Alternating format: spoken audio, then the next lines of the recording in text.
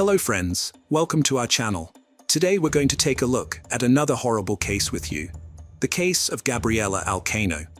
Gabriela Alcaino was born on May 17, 2001, in Santiago, Chile, to Federico Alcaino and Carolina Donoso Campos. She was their only child and the first grandchild in a large, loving family. Her uncle Rodrigo became her godfather and was very close to her, just like her grandfather Carlos, who cherished her. Gabriela grew up in a middle-class family that valued education and provided her with a good upbringing, despite not being wealthy. When Gabriela was just 5 years old, her parents divorced, and she lived with her mother, who dedicated herself to raising her. Her father remarried and had 2 younger sons, but he continued to support Gabriela and her mother financially and remained involved in her life. Gabriela was a kind, friendly, and open child who was a bit shy and modest, but she made friends easily and got along with her peers. She had a lovely appearance that earned her admiration and delight from everyone around her. Gabriela excelled in school, loved music, dancing, and drawing, and her parents encouraged her talents. She enjoyed spending time with her younger brothers at her father's house, which was nearby. And overall, her childhood was a happy and carefree time surrounded by loving family members. At 15, Gabriela fell in love for the first time with Fabian, a fellow student at her school who was only a year older. They started out as a happy couple, walking hand in hand, eating ice cream and stealing kisses. Fabian came from a good family, and his parents were well respected and wanted the best for him. However, Fabian himself was quiet and secretive, avoiding eye contact and preferring not to talk to others. This led many to assume he was shy, but it's likely he struggled with social anxiety. When Gabriela introduced Fabian to her father, he approved of her choice, seeing Fabian as calm, responsible, and rational. The father had a serious talk with Fabian, asking him to take care of Gabriela and promising not to harm her or let others harm her. Fabian promised to do so. At first, their relationship was loving and calm, with Fabian genuinely trying to be attentive and caring. However, this peace didn't last. After a few months, Fabian's true nature emerged, and he became controlling and cruel. He tried to dictate every aspect of Gabriela's life, became jealous, and decided who she could and couldn't hang out with. He monitored her phone, demanding immediate responses to his calls and messages, and would throw tantrums if she didn't comply. For the first 6 months of their relationship, Gabriela downplayed her boyfriend Fabian's frequent outbursts of anger and jealousy, thinking they were temporary and that he would eventually go back to being the kind and caring person she fell in love with. She tried to accommodate all his demands, hoping that his behavior would improve. However, Fabian only became more aggressive and volatile over time. He started to emotionally wear Gabriela down, and his abuse eventually escalated beyond verbal aggression. He would physically intimidate her, slapping her, pulling her hair, and grabbing her hands. Although these actions often left no visible marks, friends began to notice bruises on her wrists and shoulders, evidence of Fabian's rough handling. As Gabriela struggled to cope with the abuse, she became withdrawn and depressed. Her friends and family noticed the change in her, seeing the tears in her eyes and the sadness that had replaced her former smile. She started distancing herself from others, avoiding contact with people Fabian had forbidden her from speaking to. Gabriela repeatedly tried to have conversations with her boyfriend Fabian, but it was unsuccessful. She even broke up with him multiple times, only to be coerced back into the relationship by Fabian. This pattern of breakups, stalking, and threats continued for over a year. In 2017, Fabian got into trouble for physically attacking a classmate outside of school. He was accused of abuse and assault, and faced possible jail time. However, the case was settled out of court, and Fabian was expelled from school, forced to complete his education through homeschooling. After this event, Gabriela finally decided to end the toxic relationship for good. However, Fabian refused to accept it. He apologized, made empty promises to change, and begged her to take him back. When Gabriela rejected him, Fabian resorted to stalking, blackmail, and threats in an attempt to control her and maintain their relationship. Fabian stalked Gabriella at her school and home, even attempting to break into her bedroom through the window. He bombarded her with dozens of calls, texts, voice messages, and social media messages, making constant threats and tearful apologies in an effort to control her. Despite his harassment, Gabriella remained firm in her decision to end the relationship. Fabian would occasionally vanish for weeks, giving Gabriella a glimmer of hope that he had finally moved on. However, he would inevitably reappear, terrorizing her and refusing to leave her be. He followed her everywhere, showing up unexpectedly and causing disturbing scenes. As a result, Gabriella became terrified of being alone, always ensuring she was accompanied by friends or family. She would go to her mother's workplace after school, and they would head home together. When she needed to travel, she would ask her father or uncle to escort her.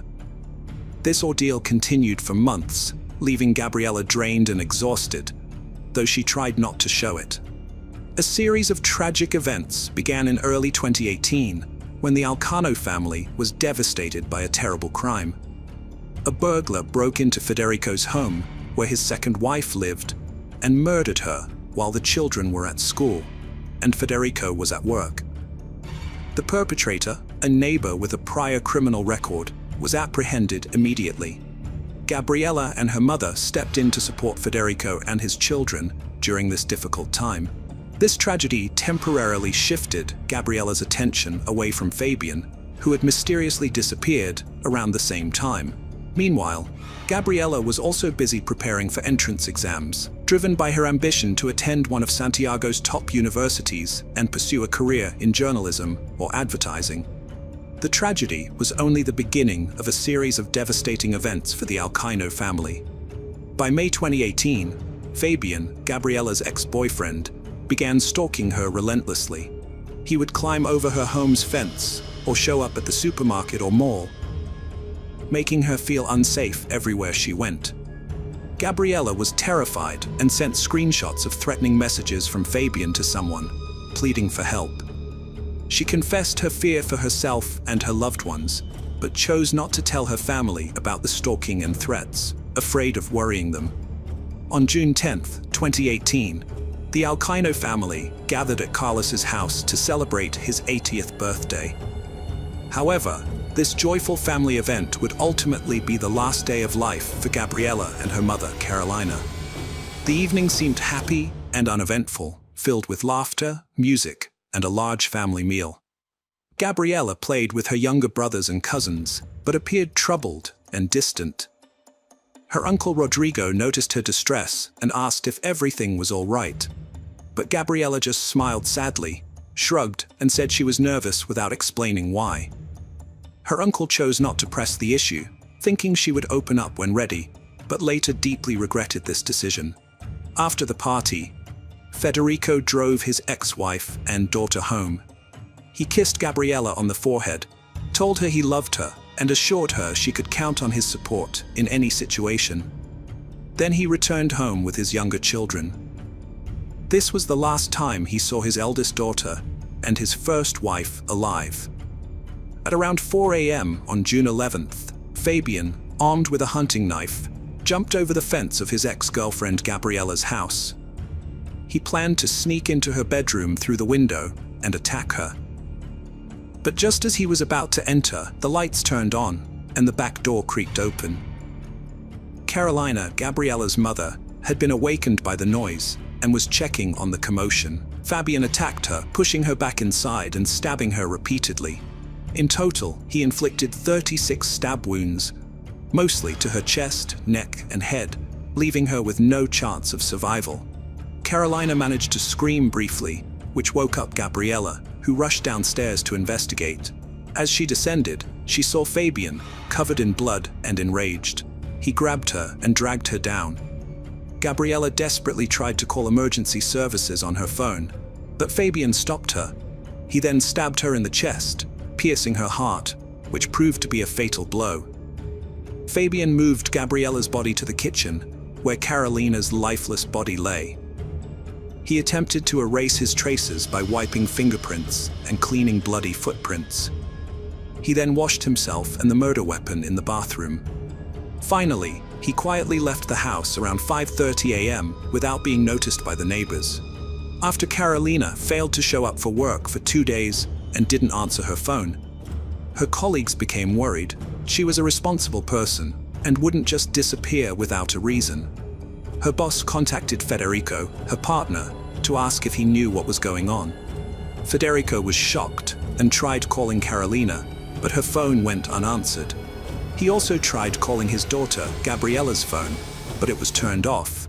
He then called his brother Rodrigo, who hadn't seen or spoken to the two since Carlos's birthday party. Federico rushed to Carolina's house, which looked empty, but the car was still in the garage.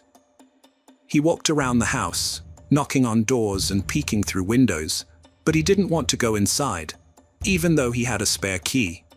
Instead, he called the police and asked them to check the house. When the police arrived, they wondered why Federico hadn't used his spare key to enter the house. Federico admitted he was afraid of what he might find inside.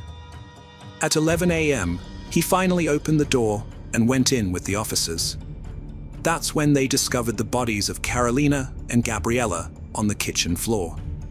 They had been dead for over a day.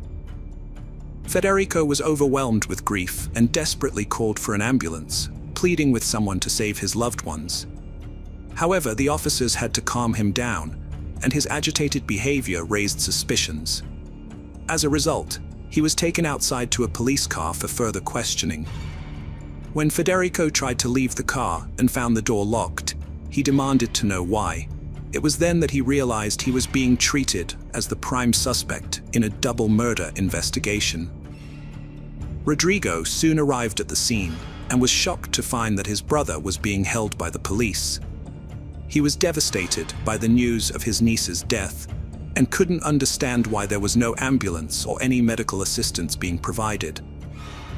Both Federico and Rodrigo were taken in for questioning, and their alibis were thoroughly investigated. Fortunately, they were eventually cleared of any wrongdoing, as it was established that they were with their family at the time of the crime. Further investigation revealed that Gabriella had been stalked by her ex-boyfriend, with friends providing evidence of threatening messages and voice recordings.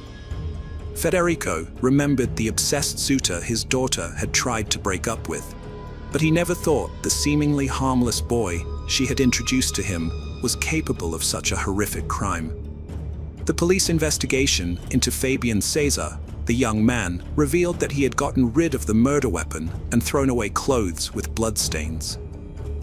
Despite this, his shoes still had tiny blood drops on them, and the pattern on the soles matched prints found at the crime scene. Furthermore, 4 of Gabriella's classmates came forward to say they had heard Fabian threaten Gabriella, stating he would rather kill her than let her go. As the evidence and witness statements mounted, Fabian was forced to admit to the crime. However, he tried to present himself as a lovesick individual who had not meant to harm Gabriella, but rather just wanted to talk to her. He claimed that things got out of control, and he ended up dealing with her mother, who unfortunately became an unwanted witness. After completing the autopsies and necessary tests, the authorities returned the bodies of the victims to their families for burial. At the funeral, hundreds of people gathered to pay their respects to the deceased and offer condolences to their loved ones. Gabriella was buried in the white dress she had always wanted to wear, and Carolina's casket was closed due to the severe mutilation of her face. Fabian's family hired an experienced lawyer who built a strong defense, promising a reduced sentence during the preliminary hearings. The lawyer highlighted Fabian's young age and clean criminal record, arguing that the dispute with his classmate had been resolved out of court. However, the victim's family demanded that Fabian be charged with femicide. The prosecution rejected this charge, as according to Chilean law, femicide only applies when the perpetrator and victim are spouses or live together, which was not the case for the 2 teenagers. Fabian's lawyer claimed that he had acted impulsively and under distress, which could lead to a potential 15-year sentence for double homicide and assault. The Allen family, understandably, wanted the harshest punishment for him. Following the initial court hearings, the judge gave both the prosecution and defense 6 months to gather evidence. Fabian's lawyer requested that he be released pending trial, but the judge denied this request, keeping Fabian in custody. Gabriella's father was furious, having lost 3 women close to him to violent deaths. The lawyer tried to blame the victims, and the authorities seemed willing to accept this. In response, Gabriella's father and uncle, along with women's rights organizations, developed a proposal for Gabriella's law. This law would expand the definition of femicide to include cases where the victims were in romantic relationships with their killers, even if they weren't married or living together.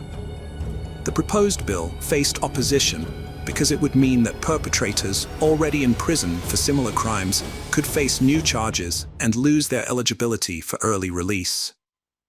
However, feminist organizations across the country supported the Alcaino family, staging marches and demonstrations in favor of Gabriella's law. In August 2019, Chile's government introduced amendments to its femicide law, over a year after the devastating murders. These amendments, known as Gabriella's law, included 15 key changes that were later approved by Congress. Under this new law, femicide is defined as any violent act, injury, or murder committed against a woman due to gender-based hatred, regardless of her relationship with the perpetrator. The law also considers additional circumstances, such as the victim being a minor or having health issues, to be aggravating factors. In April 2022, Fabian Ceres went on trial for attacking his ex-girlfriend and her mother 4 years prior. Thanks to Gabriella's law, the defense had no grounds to challenge the charges. Fabian was subsequently convicted of femicide under aggravating circumstances, as one of the victims was a minor, and also of double homicide and assault. On April 20th, Fabian received a life sentence with no possibility of parole. Hello friends, welcome to our channel. Today we're going to take a look at another horrible case with you. The case of Lucy Landry. Lucy Davies was born in 1971 in Rhondda, a county in England. She was the daughter of Roger and Andrea Davies and had a younger sister named Anna. The family lived in a small, tight-knit community of socially purposed housing, surrounded by stunning mountain scenery. Lucy had a happy and carefree childhood, bonding closely with her sister, who shared similar interests. Her parents often mentioned Lucy's infectious joy, which made her a standout student in primary school. Known for her outgoing and likable personality, Lucy quickly won over her teachers and classmates. With her undeniable beauty, she became one of the most popular and admired girls in school. Lucy and her sister Anna shared a passion for ponies, which led their father to enroll them in the local riding club. This experience taught them discipline and showcased their talent, eventually earning them the right to participate in various events and competitions. By the time Lucy started secondary school, she had developed into an exceptional rider. In addition to her riding skills, Lucy was also a talented musician. She took flute and piano lessons, dedicating long hours to practice and master both instruments. Her hard work paid off, and soon she had a comprehensive understanding of classical music. This led to her acceptance into a youth orchestra and her school's choir group. During this time, Lucy developed a romantic interest in Gareth Jenkins, but she kept it a secret. After completing secondary school in 1989, Lucy decided to pursue a music-related career. She enrolled in the University of Warwick to study for a bachelor's degree, hoping to become a music teacher. However, she soon realized that the degree program wasn't what she had expected. Her passion for music remained, but she didn't enjoy the direction of the program. As a result, Lucy changed her plan and opted to study urban planning instead. Around this time, Lucy met Graham McAllister, and they soon discovered that they shared a similar outlook on life, including a passion for art and common interests. A key aspect of their bond was their matching sense of humor. Their relationship developed naturally, and as they made plans for the future, Lucy decided to introduce Gra to her parents, Roger and Andrea. The meeting went well, and Lucy's parents were convinced that Gra was the right person for their daughter. In fact, they were so confident in their relationship that they bought Lucy a house in Coventry, northwest of London. This gift not only provided Lucy with a stable home, free from the uncertainties of renting and moving, but also reflected their wish for her to start a family. Shortly after moving in, Lucy invited Gra to live with her, and they continued their studies together. In 1995, they welcomed their first child, James. Lucy decided to take a break from university to care for him while Gra continued his studies and worked the night shift at the city's postal sorting office. Over time, this arrangement took a toll on Lucy, who felt bored and isolated at home, caring for their child and often separated from her partner for long periods. To alleviate her boredom, Lucy turned to internet chat rooms, seeking to meet new people and find some distraction. One night, Lucy engaged in lively conversations in various online chat rooms, where she encountered Harold Landry, a 53-year-old American from Louisiana. Growing up in a financially struggling family with a dozen siblings, Harold knew from an early age that he had to rely on his own efforts and determination to succeed. To escape poverty, he dedicated himself to hard work from a young age. His big break came when he realized that the key to success in the oil business wasn't owning wells, but providing essential infrastructure to well owners. Consequently, he founded a company specializing in designing and manufacturing hydraulic equipment for major oil companies in the southern United States. As he had predicted, the business made him incredibly wealthy, eventually earning him billionaire status. By then, Harold split his time between his central hobbies and a property on KML Island in Mexico. He had been married and divorced twice, with children from these unions, whose exact number and identities remained private. One thing was certain, however: Harold ensured that his children lacked nothing. A significant event took place in 1992 when Harold, now single, met a woman 20 years younger who was married. Despite her marital status, Harold used his charms to win her over, undeterred by her family's or husband's potential opposition. On February 6, 1994, Harold took her on an outing in New Orleans, hiring a babysitter to watch her children. After their evening together, Harold dropped his lover off at home and offered to drive the babysitter back to her own place.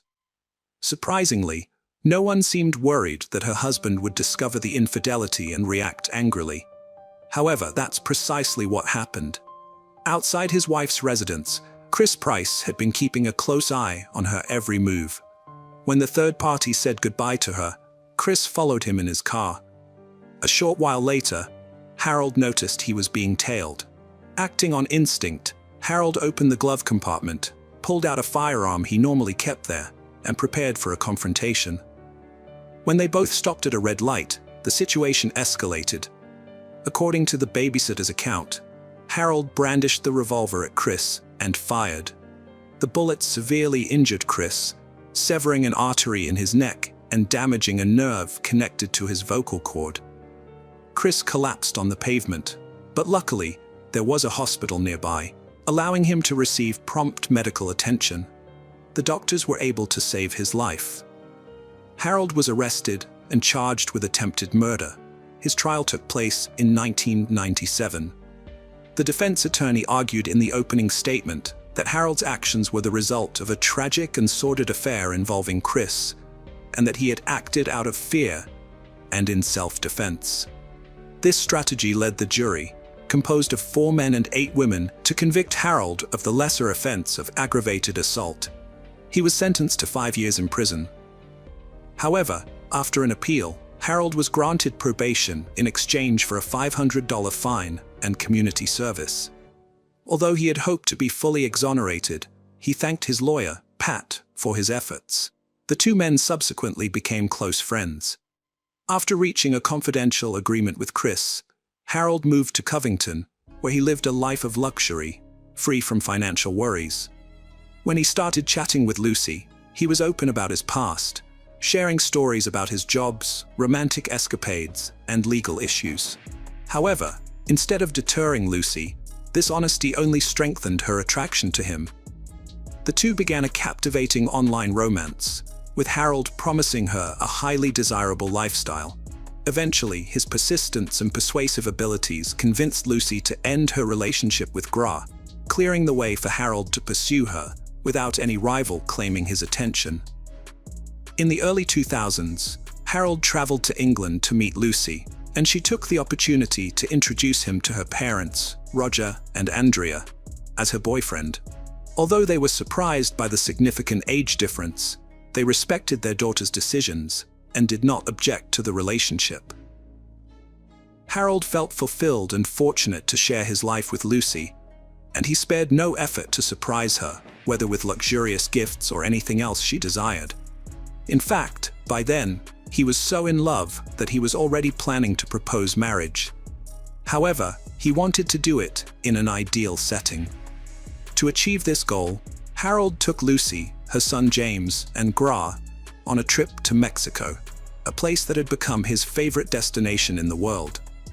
His longtime friend Pat, who had been his attorney in the past trial, also had an apartment close to his residence, which added to the feeling of comfort. Initially, Harold bought a diamond ring and shared the news with enthusiasm with Pat. However, Pat harbored certain suspicions about Lucy, and as the days passed, he found it strange that she had dedicated a good part of her time in Gra's company. Despite this, Harold was oblivious to it, and ultimately proceeded with his plan to propose. Lucy happily accepted the proposal, and in mid-2003, the couple celebrated their union. Shortly after, Harold surprised Lucy by buying a $1 million property in an exclusive Worcester neighborhood. In this peaceful rural setting, their marriage got off to a prosperous start, helped by their excellent neighbors, Rachel Clark and Stephen Kennedy, with whom they formed a close friendship. Soon, Lucy gave birth to their first daughter, Harriet, which filled both her and Harold with joy. From then on, he devoted himself to the little girl with unwavering energy and commitment. He also maintained a loving relationship with James, treating him like his own son. As time passed, Lucy's workload increased, and her mood began to deteriorate in proportion to Harold's demands. He expected her to constantly adapt to his preferences and obey his requests without question. Lucy, however, had different expectations. This led to rising tensions between them. Lucy was outspoken and unafraid to express her opinions, but Harold was unwilling to compromise. Given their volatile personalities, their arguments frequently escalated into intense fights, followed by reconciliations once the conflict had subsided. The constant disputes that lasted for hours became a familiar background noise in the lives of Rachel and Stephen. They knew that Lucy and Harold's alcoholism fueled their arguments and complaints, which often led to days of not speaking to each other. Lucy reconnected with Gareth, an old friend from secondary school, and they spent hours catching up, occasionally interrupted by their own commitments. One evening, after Harold fell asleep, Lucy stayed on her computer, and it dawned on him that she was unhappy and looking for a distraction, possibly even a replacement, just like she had found him. In the autumn of 2009, Lucy invited Gareth to stay with her. Meanwhile, Harold returned to England, hoping to salvage their marriage, but as soon as he arrived home, Lucy asked him for a divorce. Initially, Harold was devastated, but after a few weeks, he started a new relationship with a woman he met online. Alongside their budding new relationships, divorce negotiations were progressing, and as is often the case, new disputes arose, particularly regarding the family home. Lucy's expectation was to retain the house, thereby guaranteeing a stable living arrangement for their children. However, Harold was adamant that this was not up for discussion. His proposed solution involved offering her financial compensation to purchase a more modest apartment independently. Simultaneously, he made the decision to entirely remove her from his will. Lucy was furious when she learned about her still husband's latest decisions.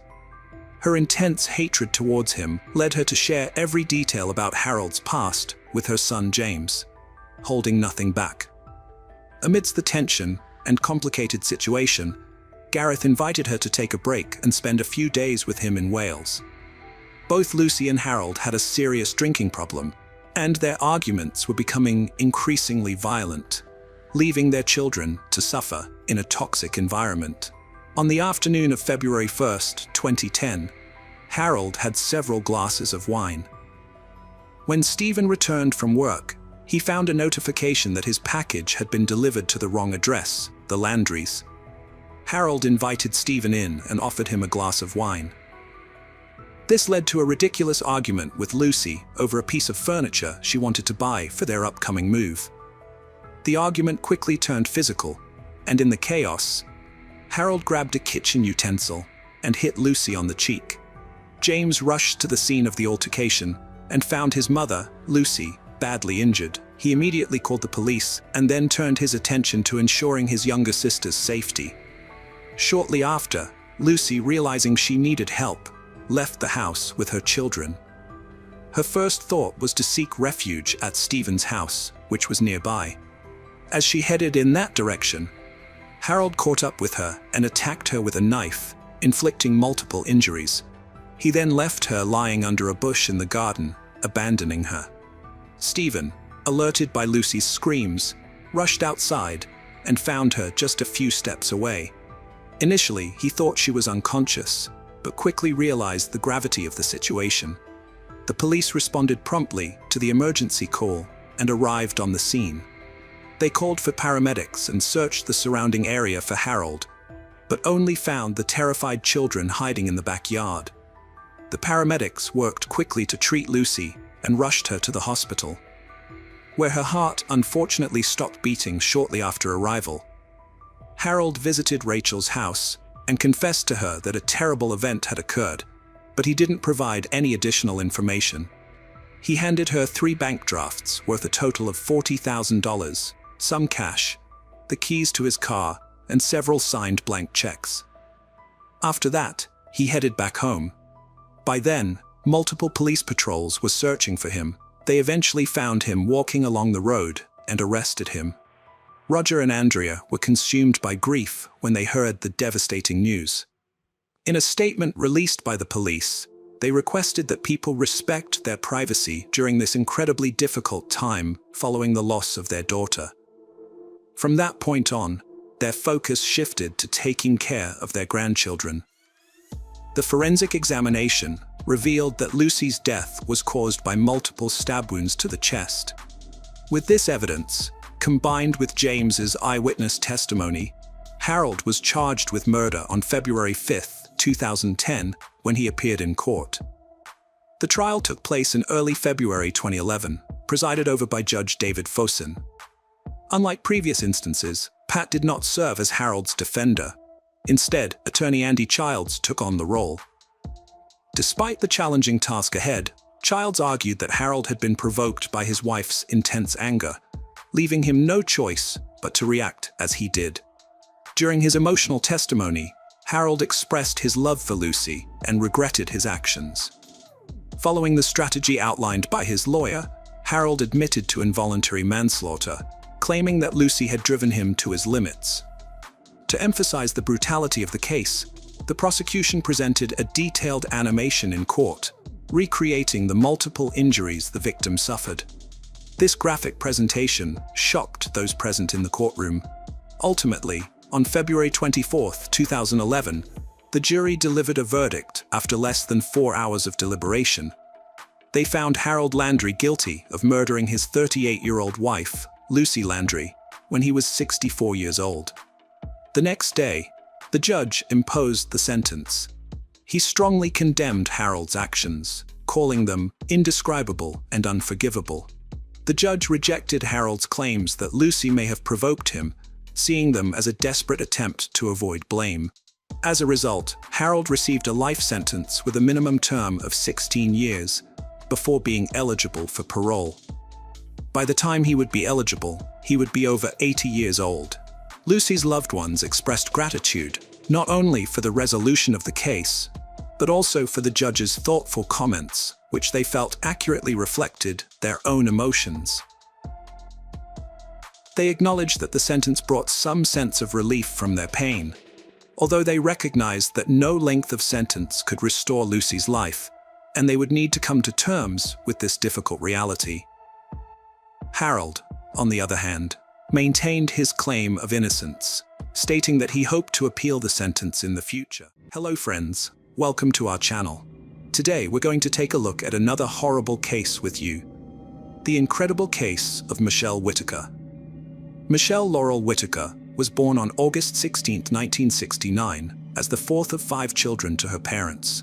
According to her mom, Laura Andrews, Michelle was extremely close to her entire family. However, this changed when they moved from Illinois to Gastonia, North Carolina, and Michelle's once happy demeanor began to fade. As she entered her teenage years, Michelle and her mom began to clash frequently, primarily due to her mom's strictness. After graduating from high school, Michelle got married, but the union lasted less than a year. Her inexperience and youth made it difficult for her to handle the problems her partner created. The abusive treatment by her husband marked the beginning of a prolonged and distressing period in Michelle's life. Those close to her believe this tumultuous period led to her later struggles. At the time, she struggled to cope and made poor choices as a result. After her divorce, Michelle's family moved to Spartanburg, South Carolina. By the time she was 30, Michelle was struggling with alcohol addiction and had already had 3 failed marriages. She was working part-time as a waitress and was barely getting by. One evening in 1999, Michelle met a man named David after her shift ended, and he offered to give her a ride home. Michelle accepted, but soon regretted her decision. Instead of taking her home, David took her to a secluded area where he assaulted her and forced her into intimate contact. He was arrested a year later, pleaded guilty to assault and battery, and received an 8-year prison sentence. Just before she disappeared, Michelle was arrested for driving under the influence of alcohol. Michelle's parents decided it was time to take drastic measures. They contacted the police and asked them to hold Michelle in custody until a spot in a rehabilitation center became available. Although it was a difficult decision, her parents felt it was the only way to help Michelle in her situation. However, Michelle became extremely upset by this, and from that point on, her relationship with her mother significantly deteriorated. Unfortunately, Michelle was mistakenly released from jail without receiving the court-ordered treatment for her substance and alcohol abuse. On August 5, 2002, Michelle had an argument with her mother and stormed out of the house in a bad mood. 3 days later, the man she was staying with contacted her mother, Laura Andrews, to inform her that he couldn't find Michelle after they had had an argument. This is how Laura learned of her daughter's disappearance. Laura immediately sought help from a friend who worked at the local police station. But the police, familiar with Michelle's lifestyle, advised her to wait a little longer, assuring her that Michelle would likely show up on her own. However, 2 weeks passed and Michelle failed to return home. On August 21, 2002, Laura filed an official missing persons report, and local law enforcement began investigating Michelle Whitaker's disappearance. During their investigation, they discovered the last place Michelle was spotted, a truck stop. This information came from a local resident named Doug, who had met Michelle by chance on the street the day before she disappeared.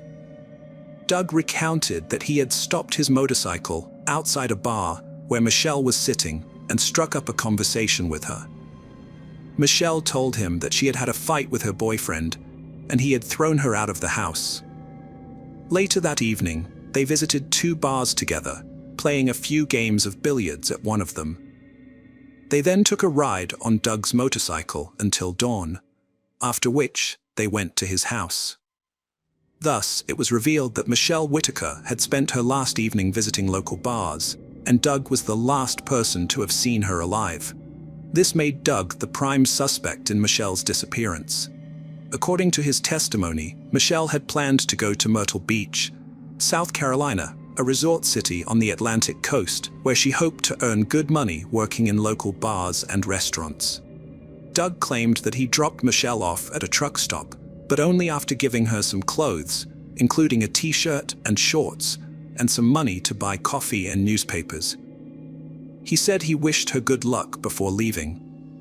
To verify Doug's story, the police gave him a lie detector test, which he passed. They also tested the man Michelle had been staying with before she vanished, but found no evidence to suggest he was involved in her disappearance. The police began to consider the possibility that Michelle had actually gone to Myrtle Beach, which is approximately 250 miles from Spartanburg. A few more weeks went by, but there was still no sign of Michelle. Her family and friends were growing increasingly anxious. Despite her anger and resentment towards her parents, they couldn't bring themselves to believe she would abandon her family and go into hiding. Michelle's prolonged disappearance made the local sheriff question her motives. When people travel for extended periods, they typically take some personal belongings with them, but Michelle had left with almost nothing. Moreover, she had a beloved pet dog to which she was deeply attached. Every detective interviewed agreed that Michelle would never willingly abandon her dog. In the meantime, Michelle's parents began driving around the neighborhood, hoping to find any clue that might lead them to their daughter. After receiving multiple tips that Michelle had been spotted on a beach in North Carolina, they headed there immediately.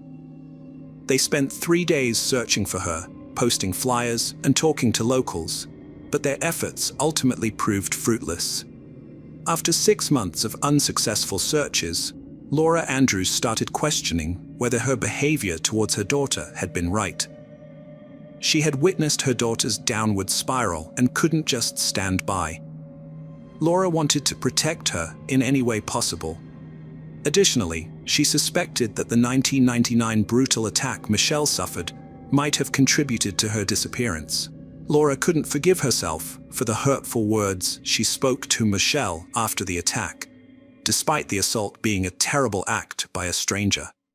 Laura initially blamed Michelle for taking a destructive path and causing harm to herself, which only damaged Michelle's self-esteem further with her words. From the sheriff's office, it was assumed Michelle had motives to escape due to her reputation. Detectives thought she'd eventually be arrested, but a year passed with no results. The police were alarmed that Michelle left no digital traces, which wasn't a good sign. Both police and family wondered if Michelle was a crime victim, possibly falling prey to a truck driver, but this theory remained unsubstantiated. 2 more years passed with no leads. On the 3rd anniversary of Michelle's disappearance, after police and Laura Andrews visited the truck stop where Michelle was last seen, local TV stations revisited the story. Just days after Michelle's story aired on TV news, the Spartanburg County Sheriff's Office received a strange letter. The anonymous letter, handwritten on a small sheet of paper, claimed to reveal the location of Michelle Whitaker's body. A crude, homemade map accompanied the letter, pinpointing the exact spot. Despite its amateurish appearance, the letter was well written and proper, lending it an air of credibility. The sheriff, accompanied by search dogs, embarked on a search of a rural area 25 miles from where Michelle was last seen. This development came 3 years after her disappearance, and her family was torn between despair and hope. Some had reluctantly accepted that Michelle might be dead, while others clung to the possibility that she was alive and safe. The search dogs were unable to detect any scent, and the operation was eventually called off. Although relieved that no body was found, the investigators remained perplexed by the letter. A handwriting analysis and DNA evidence from the envelope suggested that the author was a woman, but her identity remained unknown. In 2006, Michelle's parents relocated to Rock Hill, South Carolina, which is 65 miles from Spartanburg. A year later, on the 5th anniversary of Michelle's disappearance, the whole family gathered at the church. Michelle's mother, Laura Andrews, did not want to treat the gathering as a memorial service because Michelle's body had not been found, and there was still a faint hope that she might be alive. Another year passed, and Detective William Gary took over the investigation of Michelle's disappearance. At the time, he was handling a dozen unsolved cases, including Michelle's. Since many years had gone by without any evidence that Michelle was still alive, her case was considered a felony. The lack of evidence led the investigators to believe that something tragic had likely occurred. As the 6th anniversary of Michelle's disappearance approached on August 4, 2008, Detective Gary received a call from a woman claiming to know Michelle's whereabouts. She said Michelle was living in Oregon. The woman had seen Michelle's file on an episode of Forensic Files and a website created by Laura, which helped her recognize Michelle as a woman who had been living with friends for 6 years, unaware that her family had been searching for her. After receiving the mysterious message, the investigators were understandably cautious. Detective William Gary, for evidence, requested that the woman send a photo of Michelle. He then showed the picture to Detective Wood, who had previously worked on the case and immediately recognized her. Promptly, an Oregon State police officer was dispatched to the address in question to confirm Michelle's identity. In a remarkable coincidence, on August 5, 2008, exactly 6 years after Michelle's argument with her mother and her departure from home, Detective Laura Andrews received a call informing her that her daughter had been found alive. Laura struggled to process the news, and only after hanging up the phone did a flood of questions arise. Where is she? How is she? And what had she been doing all this time? Although the news was welcome, a family reunion was not possible at this point. The police were bound to respect Michelle's privacy and could not disclose her whereabouts to her parents. It was up to Michelle to initiate contact with her family. The detectives tried to persuade Michelle to talk to her relatives, if only to alleviate their concerns. The next evening, Michelle phoned her mother. 2 weeks later, at Atlanta Airport, Michelle and her family had a long overdue reunion. She confessed that she was exhausted from her former way of life. After her argument with her mom, Michelle came to a realization. She believed her family would be better off without her around. Initially, when Doug dropped her off at the truck stop, Michelle had planned to head to Myrtle Beach to find work. But instead, she hitchhiked and ended up in Las Vegas, then California, and eventually Oregon. Michelle offered apologies to both her family and the police, who had invested considerable time and resources into searching for her over the past 6 years. She had been living under her real name, and it never occurred to her that anyone was still looking for her. Hello friends, welcome to our channel. Today we're going to take a look at another horrible case with you. The case of Stacy Smith. Born on September 21, 1977, Stacy Ann Smith was known to her family and friends as a beautiful and outgoing person. During her school days, she was a popular cheerleader who attracted a lot of male attention.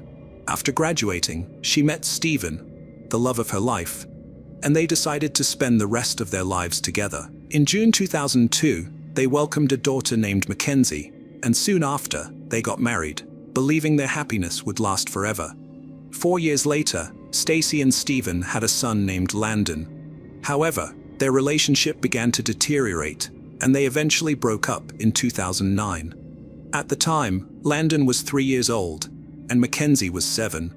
The family lived in St. Albans, West Virginia.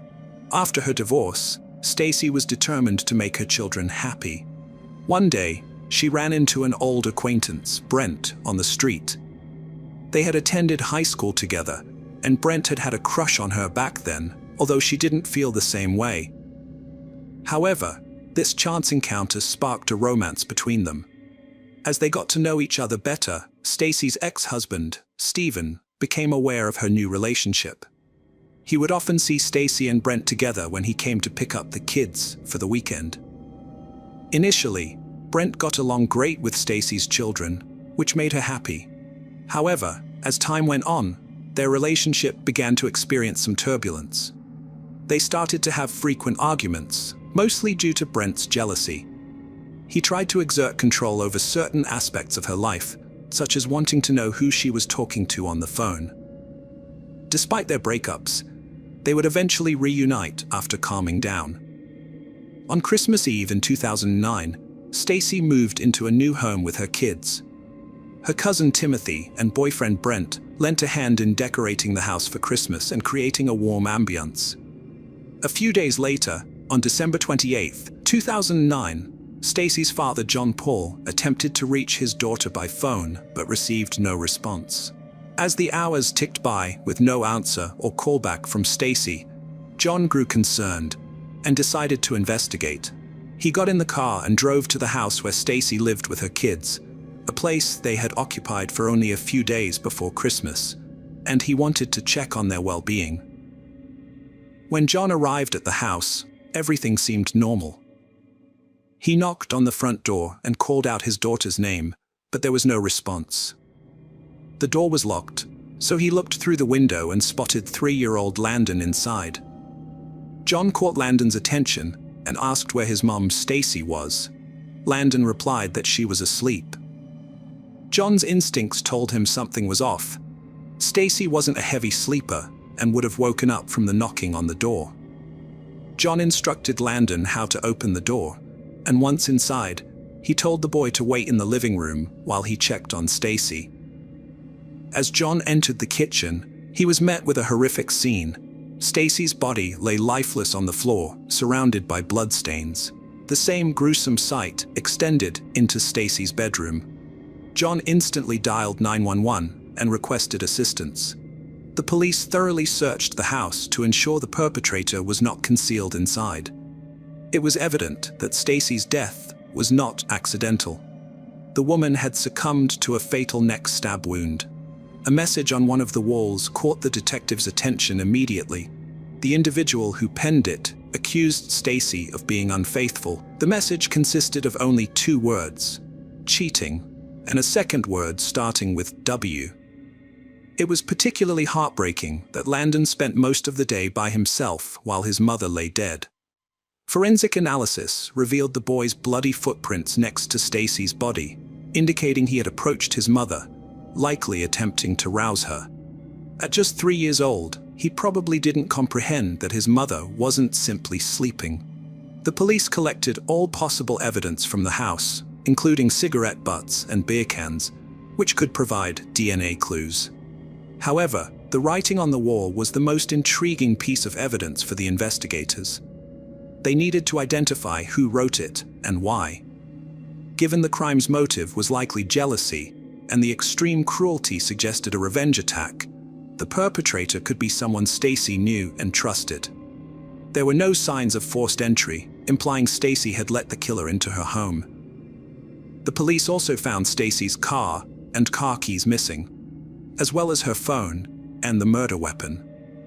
They issued a description of the car to all patrolmen, suspecting the criminal might have used it to flee the scene.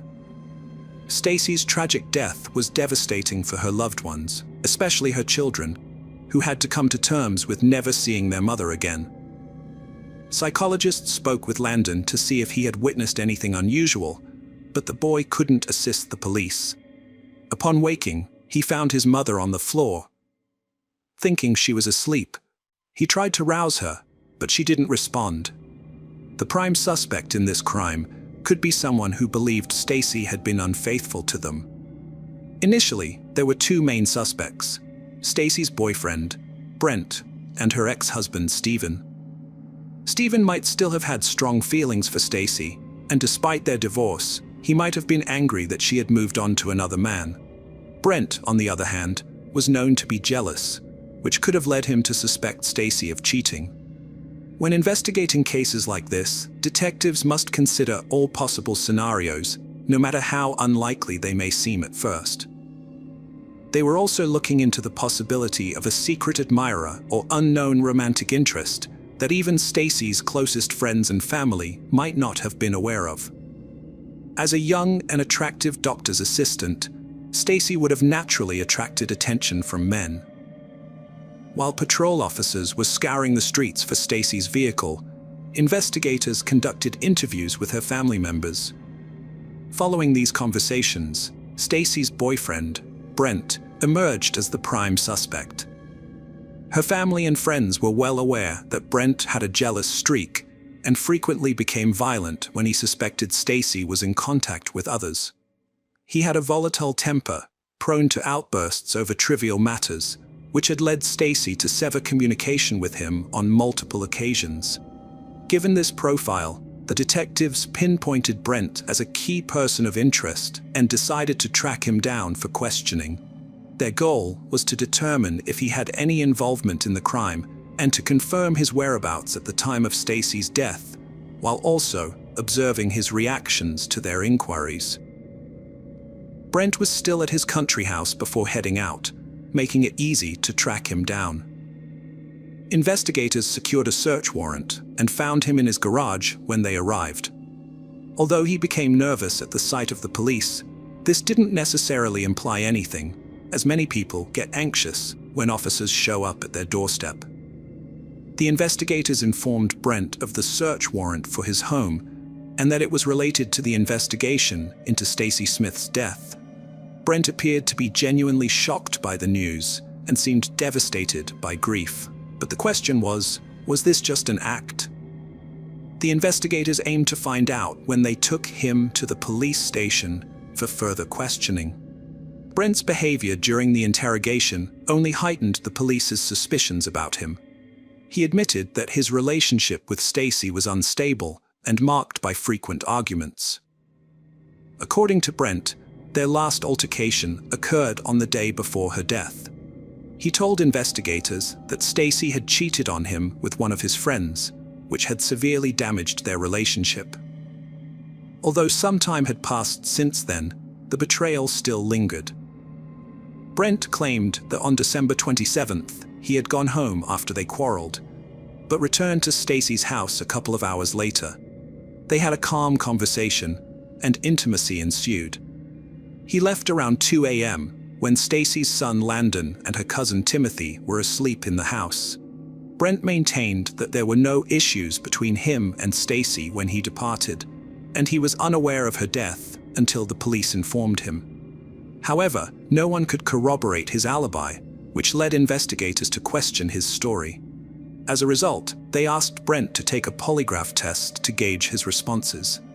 After initial hesitation, Brent agreed to the test, hoping to clear his name. He passed the test without any issues. Initially, the police considered removing him from the list of suspects, but during the polygraph test, they noticed a small red spot on Brent's shirt that resembled dried blood. When questioned, Brent attributed the spot to a minor injury he had sustained the day before, claiming it was his own blood. However, only an expert examination could confirm or refute this statement. To verify Brent's testimony, the detectives decided to interview Stacy's cousin, Timothy, assuming Brent was telling the truth. As the last person to see Stacy alive, Timothy was a crucial witness. However, a major obstacle emerged. Timothy had vanished. Following the news of Stacy's death, the entire family gathered, but Timothy was nowhere to be found. He didn't answer his phone, and his whereabouts remained a mystery. This concerned both the family and the police, particularly given Timothy's history of substance abuse and potential debts. They feared that someone he owed money to might have taken revenge, but something had gone terribly wrong. Another stage has been added to the ongoing investigation. As previously noted, Stephen, Stacy's ex-husband, was one of the initial suspects in the crime. It's possible that Stephen was enraged by Stacy's relationship with Brent, even before their divorce was finalized. Although they were no longer living together, Stacy's actions may have offended Stephen, prompting him to commit the crime and leave a provocative message on the wall. Furthermore, one of Stephen's possible motives could have been related to his children, whom he only saw on weekends, and perhaps he wanted full-time custody. When Stephen arrived at the police station for questioning, he remained calm and composed, denying any involvement in Stacy's death. He claimed he would never harm the mother of his children. According to Stephen, his divorce from Stacy did not lead to animosity between them. In fact, he shared the same suspicion as her family, that Brent was responsible for the crime. Stephen provided an alibi for the night of the crime, which the police quickly verified, ruling him out as a suspect.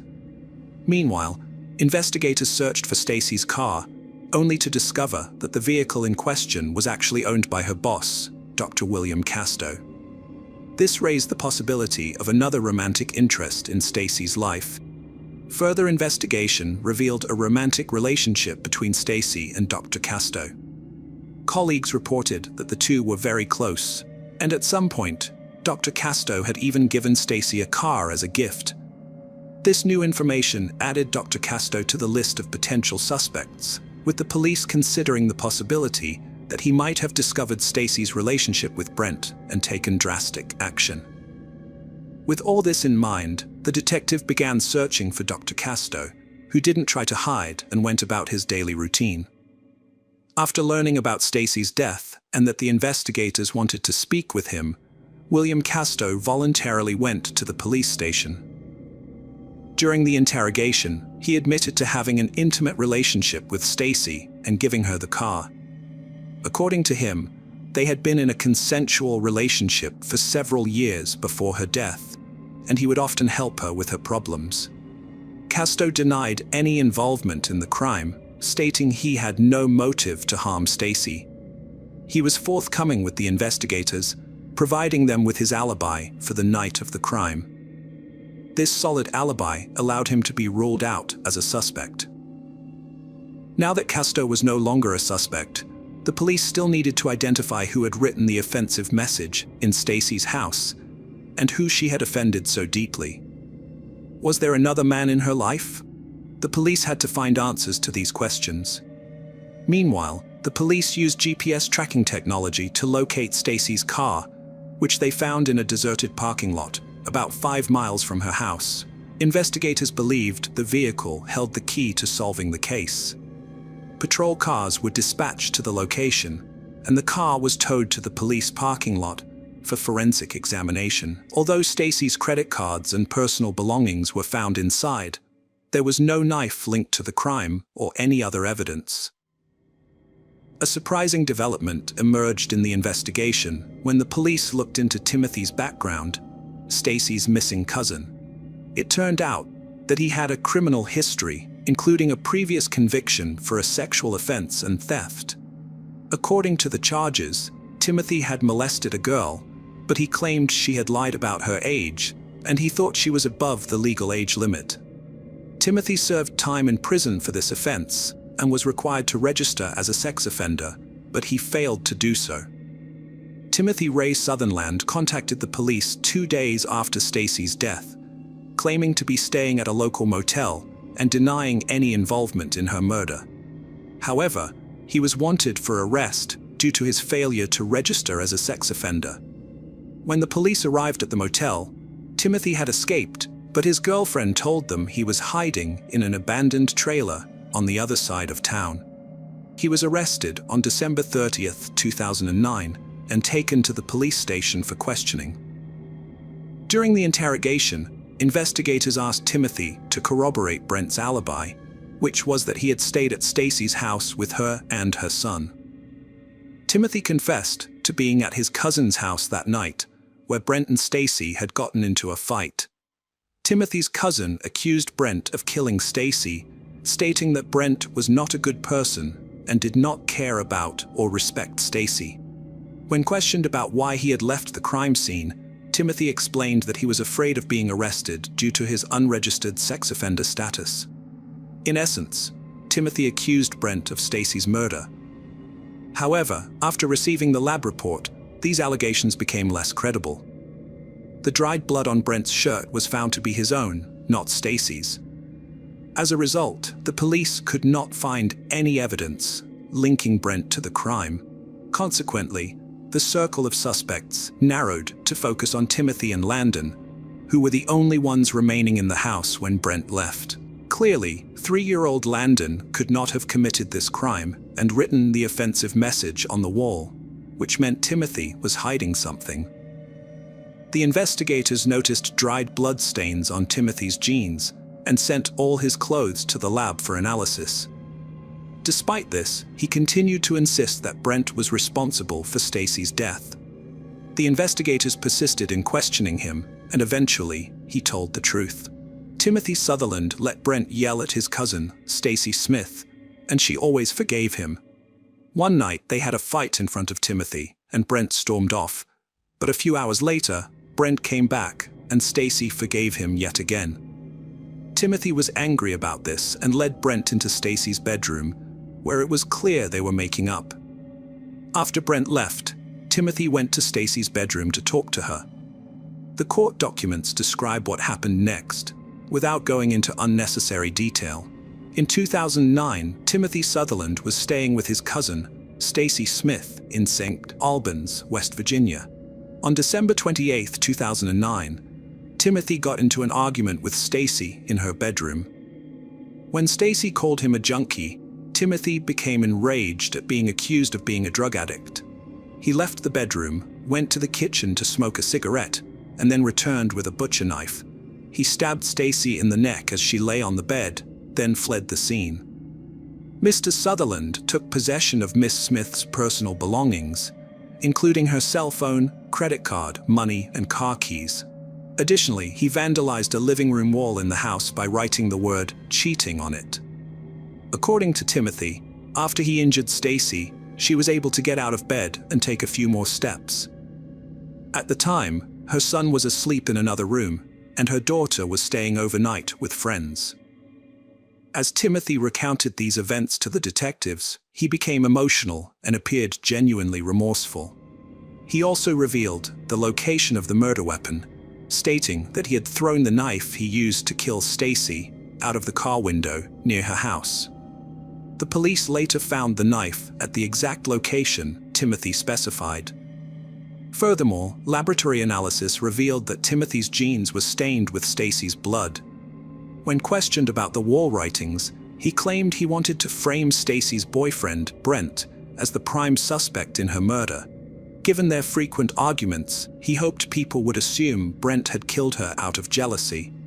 However, Brent suspected there was more to it. He believed Timothy harbored romantic feelings for his cousin and was envious of her. That fateful night, Timothy sat in the living room armchair, overhearing Brent and Stacy's activities in the bedroom.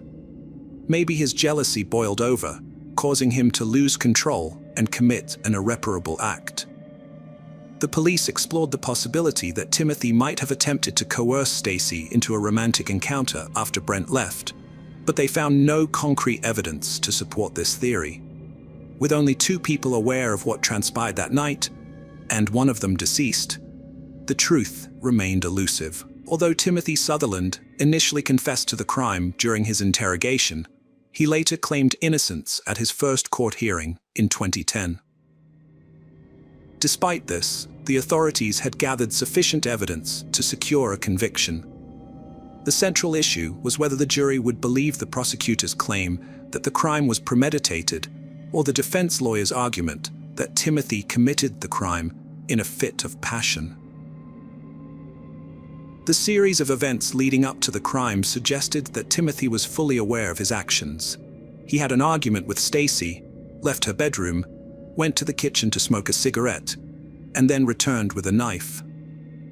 On March 18, 2011, the jury delivered a guilty verdict, and Timothy Ray Sutherland was sentenced to life in prison without the possibility of parole. 2 years later, in 2013, he attempted to appeal the verdict, but was unsuccessful. Hello friends. Welcome to our channel.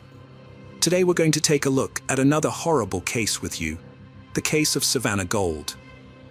In 2017, Sherry's world was turned upside down in Florida when her daughter Savannah failed to show up for work at the restaurant where she was employed.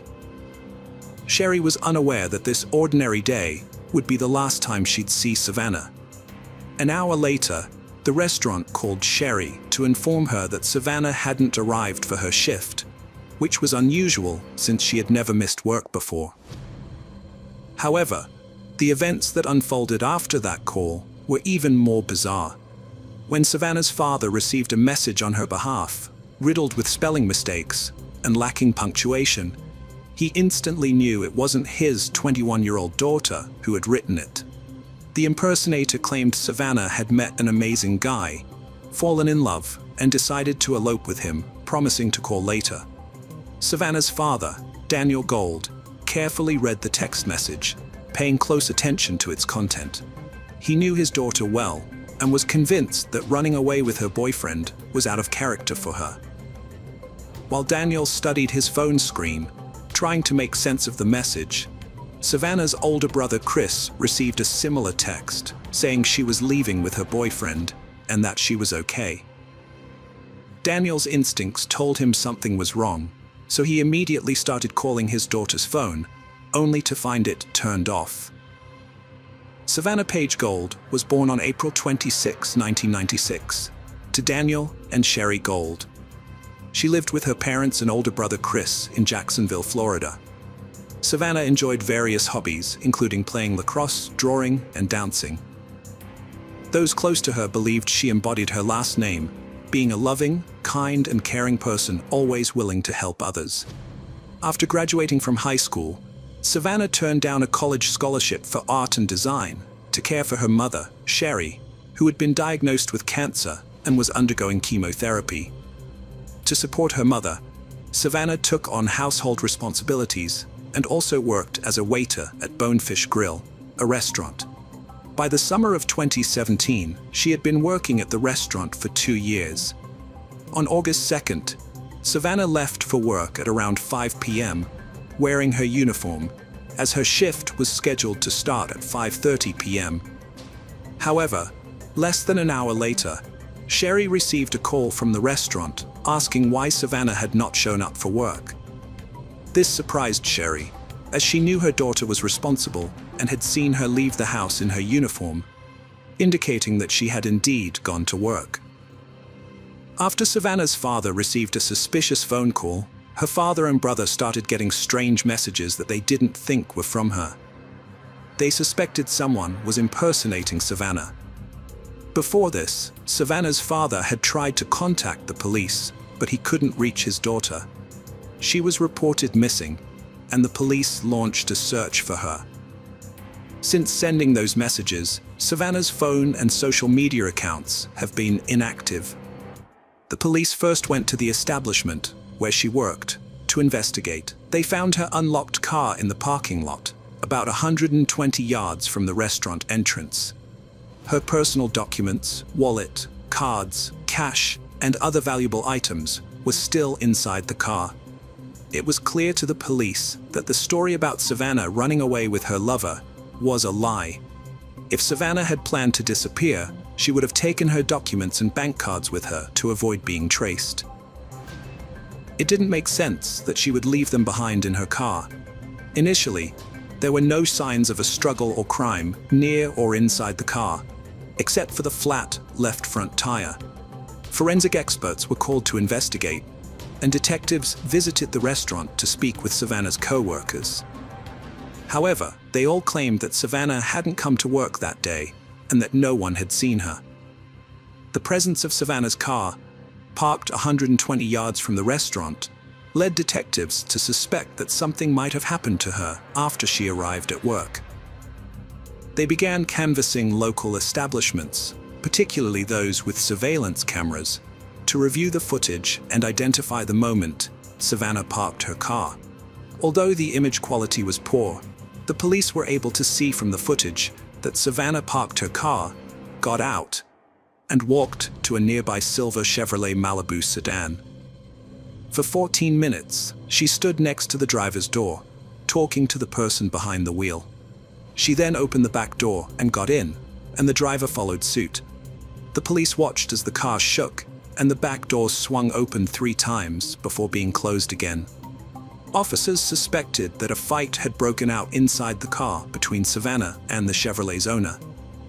Shortly after, the man exited the car, approached Savannah's vehicle, opened the driver's door, and removed something from inside. He then punctured the front left tire, got back into his vehicle, and drove away without Savannah ever getting out. The owner of the Chevrolet Malibu was quickly identified as Lee Rodarte, a 28-year-old manager and chef at the restaurant where Savannah worked. He had helped distribute flyers with Savannah's picture during the police investigation and claimed not to have seen her for about 3 weeks, citing their different work shifts. However, when detectives re-interviewed restaurant employees, they discovered that Lee and Savannah's relationship went beyond a professional one. Several people came forward to reveal that the two had met secretly after hours and were romantically involved, a fact that Lee had failed to disclose to the police. On August 5th, during his work shift, Rodarte was arrested and taken to the police station for questioning. When he arrived, he immediately warned the detectives that he struggled with reading and writing. In response, they thoroughly explained his rights, including his right to an attorney and the fact that anything he said could be used against him in court. Rodarte then admitted that he had previously lied to the police when they interviewed the restaurant staff, saying he hadn't seen Savannah in a long time. In reality, he had seen her on the day she went missing, but he was afraid that if he told the truth, he would become a suspect in her disappearance, which is why he had lied. Lee said he had met Savannah about 2 years ago when she started working at the restaurant. However, their socializing outside of work began around 8 months ago. At that time, he was already in a relationship with someone named Chelsea. When Chelsea discovered he had been unfaithful to her, she ended their relationship. Rodarte claims he dated Savannah for 3 months before she started using illegal drugs, which led him to end their relationship and reunite with Chelsea. Following the breakup, Rodarte and Savannah allegedly agreed to maintain a professional relationship limited to their work at the restaurant, as per company policy prohibiting romantic relationships among employees. Rodarte also states that Savannah had disclosed their intimate relationship to other waiters, with the intention of getting him fired. Lee last saw Savannah on a Wednesday afternoon.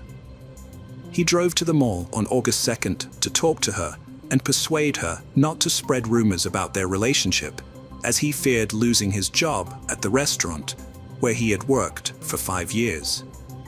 When he met her, Savannah had just taken a strong substance and was panicking, so she asked if she could sit in his car for a bit. Once inside, Lee demanded that she stop telling people they were still dating. Savannah asked him to join her in the back seat so they could talk. After moving to the back seat, Lee again asked Savannah to stop spreading rumors, but she refused, saying she would do as she pleased. This response infuriated Lee, who then got out, slashed a tire on Savannah's car, and returned. When Savannah asked why he had done it, Lee admitted he was upset and angry. Next, as Rodarte claimed, Savannah exited his vehicle and headed towards the mall entrance, but didn't reach it. Instead, she got into an old green Ford pickup truck with tinted windows. At this point, she was holding her phone. However, detectives were aware that Savannah never left Rodarte's car and that he was lying. Unbeknownst to Rodarte, the police had surveillance footage that disproved his claim, showing no Ford pickup truck and Savannah remaining in his car. When asked about subsequent events, Lee stated that he drove home, even detailing the streets he took. Notably, the man had scratches on his arms and neck, which he attributed to a workplace injury when questioned about their origin. When detectives directly asked Rodarte about Savannah's whereabouts, he claimed to have no knowledge. The detectives adjusted their questioning strategy. At first, they listened attentively to his stories, showing interest, but soon they applied gentle pressure. They informed him straightforwardly that evidence contradicted his claim that Savannah had exited his car. After a brief time, Rodarte altered his statement, asserting that he and Savannah had gone to his residence, and then she departed. The detectives remained skeptical and urged him to reveal the entire truth, considering Savannah's family's well-being.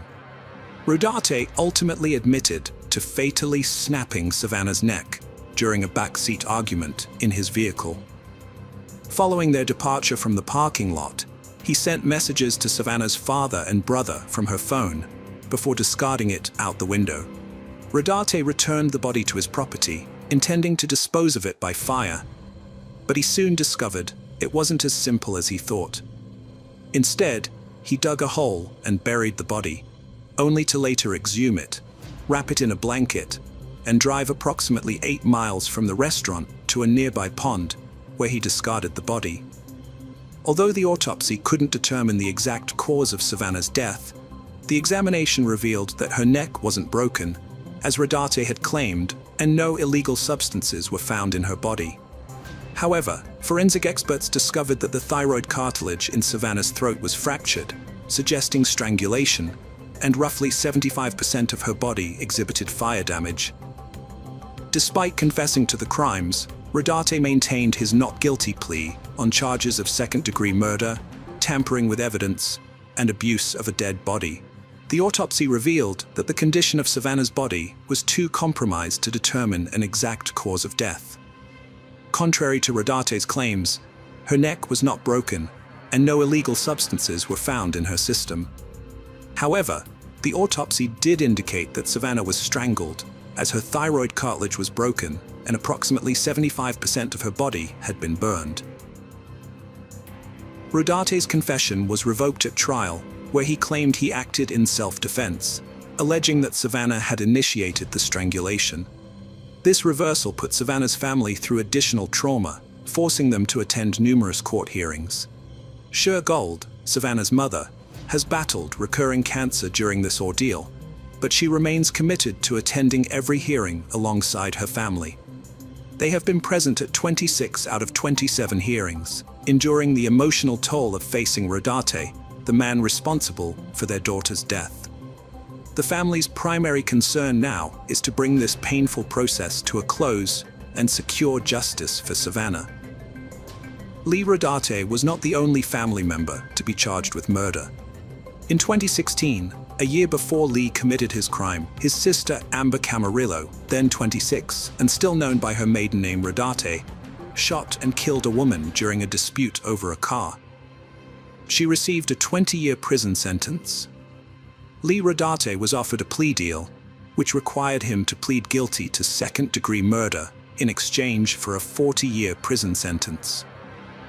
In return, the charges of tampering with physical evidence and abuse of the body would be dropped. After consulting with his attorneys, Rodarte accepted the deal and was sentenced to 40 years in prison on March 11, 2021.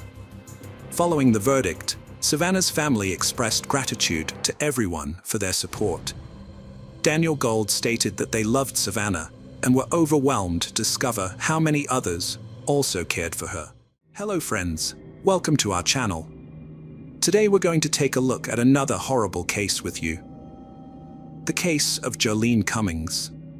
The disappearance of 33-year-old Jolene Cummings shocked even seasoned detectives. Jolene, a mother of 3, lived in Fernandina Beach and was going through a divorce from her husband Jason. While Jolene and their children resided in a Fernandina Beach house, Jason moved to a neighboring city and had weekend visitations with the kids. Jolene worked as a hairdresser at Tangle's hair salon. On Saturday, May 12, 2018, Jolene worked until 5 p.m. The next day, Mother's Day, was also her 34th birthday. Her children had spent the previous days with their father. As agreed, Jolene was to meet Jason on Sunday in Hilliard at the Winn-Dixie supermarket parking lot to pick up the children. Jason brought the kids, but Jolene failed to appear. All attempts to reach her by phone were unsuccessful. Her mother, Ann Johnson, who wanted to wish Jolene a happy birthday, couldn't contact her either, as all calls went straight to voicemail. After trying to reach Jolene to no avail, Jason contacted Ann to inquire about the children. Upon learning that Jolene hadn't picked up the kids, Ann grew concerned, as this behavior was unusual for her daughter. When Ann couldn't get in touch with Jolene on Monday, May 14th, she filed a missing person report with the police. The authorities promptly launched an investigation, releasing a poster with Jolene's photo and issuing an all-points bulletin for her 2006 Ford Expedition. Ann Johnson made a public plea for help in finding her daughter, urging anyone with information to come forward. Jolene's disappearance was devastating for Ann, and she begged anyone with knowledge to report it. On the same day, police and volunteers searched the forest near Jolene's home, but their efforts were unsuccessful. The salon where Jolene worked was closed on Sunday and Monday. The police discovered that Jolene was last seen on Saturday, May 12th, when she left work. According to the salon's owner, Jolene and Jennifer, another hairdresser, were scheduled to work together that day. In a phone call, Jennifer told her boss that she and Jolene closed the salon at 5 p.m. and each drove away in their own cars. The police determined that Jolene last used her phone to make an outgoing call while still at work on May 12th. Nassau County Sheriff Bill Leeper appealed to anyone who was a customer of Tangle's salon or in the area on May 12th to contact the police. Jolene's relatives and friends didn't think she was hiding on her own accord. The owner of the salon, where Jolene had worked for 6 years, shared their skepticism. It was hard for them to believe that she would abandon her children. The police were determined to uncover at least one lead, so they delved into Jolene's personal life. As spouses often become hostile during divorce and child custody disputes, they took a closer look at Jason. Meanwhile, detectives found that just 5 days before Jolene vanished, a neighbor had reported a loud argument to the police. It emerged that Jolene had been fighting with her ex-boyfriend, Jason G., and their children were witnesses to the altercation. He had asked Jolene if he could stay with her for a while, but she refused. Enraged, he began vandalizing everything in sight. The reason for her refusal was that the police were actively searching for Jason due to his parole violations. By the time the police arrived, Jason had managed to flee the scene. After Jolene disappeared, Jason G. became a person of interest in the police investigation. 2 days into the investigation, on May 15, 2018, the police found Jason G. hiding in Jolene's house, where he had been since the day Jolene's neighbor reported a loud quarrel to the police. He was arrested and taken to the police station for questioning. During the conversation, Jason G. claimed he was not involved in Jolene's disappearance. Meanwhile, the police discovered their first crucial lead. They found Jolene Cummings's SUV parked outside a Home Depot hardware store, just a few miles from her workplace. The vehicle was undamaged and showed no signs of a struggle. On May 15th, the police visited the salon where Jolene worked, as it was the first working day after a 2-day break. They arrived at 10 a.m. to speak with Jennifer Seibert, an employee who claimed to be the last person to see Jolene and to have closed the salon with her before the weekend. However, Jennifer failed to show up for work, citing an urgent matter in another city. CCTV footage provided crucial clues about Jolene's disappearance. The footage revealed Jolene's car entering the parking lot of a hardware store, where the police later found it. Notably, Jennifer Seibert had stated that she and Jolene closed the salon at 5 p.m. on May 12th, but the CCTV footage showed Jolene's car arriving at the hardware store at 1:17 a.m. on May 13th, a time gap of 8 hours and 17 minutes. Jennifer visited a gas station across the street from her location. Surveillance footage from the station reveals that she entered the premises, purchased a bottle of water, and requested an employee to call a taxi for her, which later took her to her workplace, a salon. The gas station employee reported to the police that Jennifer appeared agitated and had fresh facial abrasions. As a result, Jennifer Seibert became the primary suspect in the investigation, and the police launched a search for her. Upon verifying the address she provided when applying for her job, the detectives discovered it was fictitious. Jennifer attempted to evade capture, but her efforts were unsuccessful. On May 16th, patrol officers spotted a black Kia Soul belonging to Jennifer, parked in a recreation area between 2 trucks, approximately 50 meters from her salon. Upon approaching the vehicle, the officers found Jennifer asleep inside. They arrested her and initially charged her with stealing Jolene Cummings's car. When the police took her to the station, detectives noticed the abrasions on her hands and face and asked her to explain how she got them. She said she had been bitten by bed bugs. the police found out that she didn't have a permanent place to live, mostly sleeping in her car and using a shower at a fitness center. After her arrest, the investigators made a surprising discovery. Jennifer Seibert wasn't her real name. Her real name was Kimberly Kessler, born in 1968, and she had been reported missing in Pennsylvania in 2012. The name Jennifer Marie Seibert belonged to a 13-year-old girl who died in a car accident in Germany in 1987 and was buried in Butler Cemetery, Pennsylvania. During a videotaped interview 48 hours later, Kimberly Kessler, seated on a couch and wearing an orange jumpsuit, calmly revealed her true identity. "When you run my fingerprints, they'll come up as Kimberly Lee Kessler. I'm 50 years old, and I've been on the run for over 25 years." The police investigation into the case revealed more about Kimberly Kessler's past. It emerged that she had begun using other people's names in 1996 while living in Pennsylvania. Since then, Kessler had used at least 18 aliases and lived in 33 cities across 14 states. Many of these names were similar, and she had taken at least half of them from gravestones and cemeteries, later obtaining fake documents to support these identities. One of the identities she used was Jennifer Seibert. In 2012, Connie Kessler, Kimberly's mother, contacted the police to report her daughter missing, despite not having heard from her since 2004.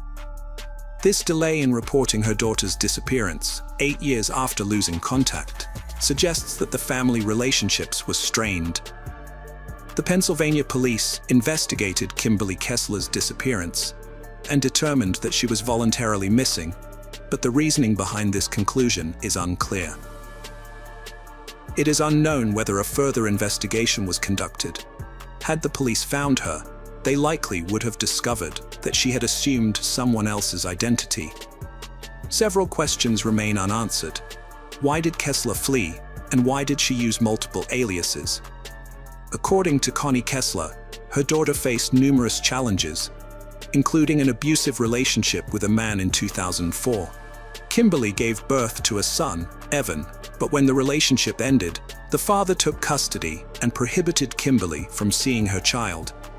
The father later relocated to another state and falsely told Kimberly that their 1-year-old son had passed away. Kimberly sought to uncover the truth and locate the grave of her son. Frustrated by the lack of answers, she began searching for Evan and investigating his fate.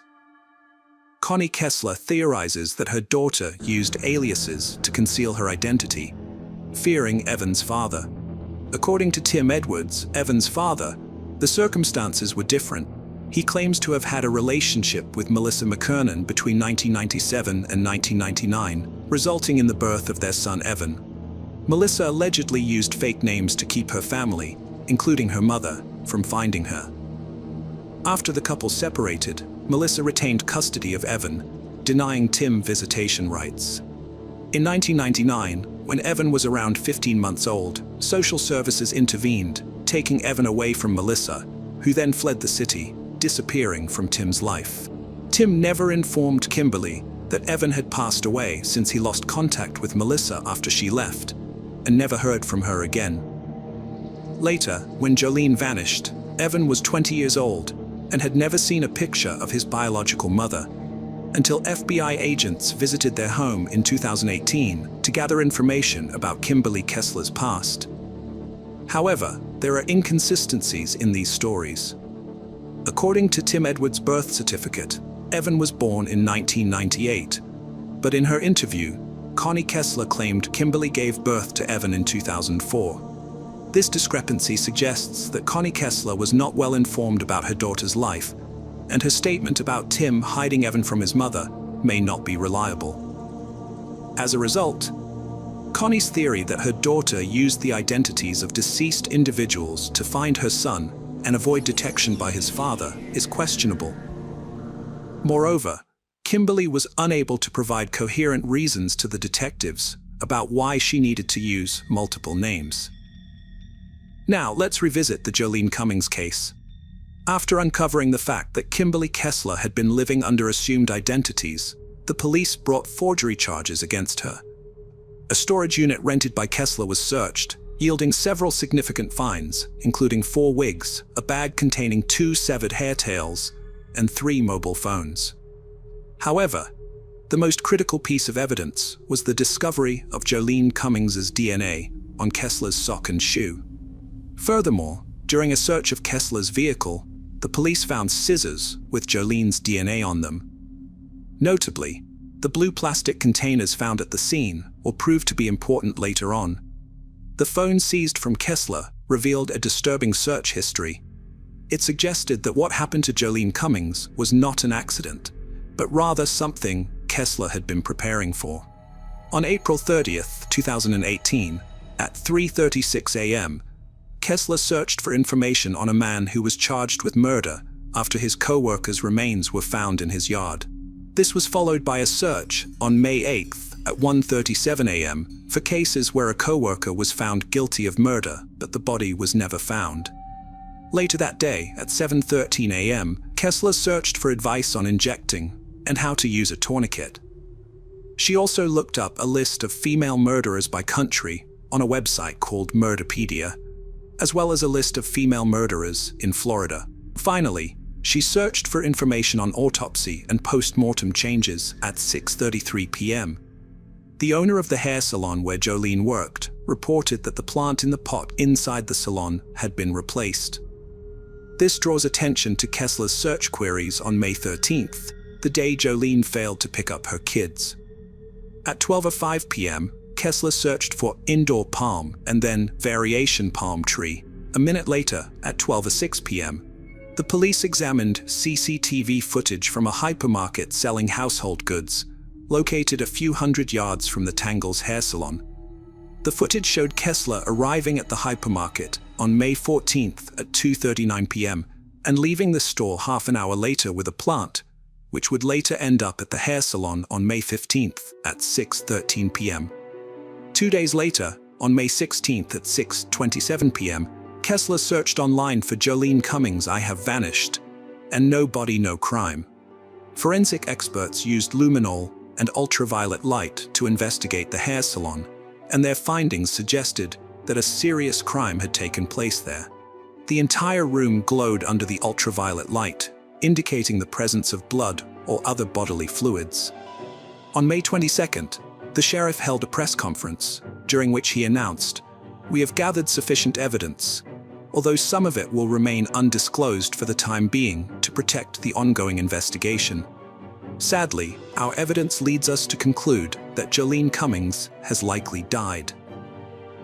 The investigators learned that, about a week before her disappearance, Jolene shared her suspicions with a colleague at the Tangle salon.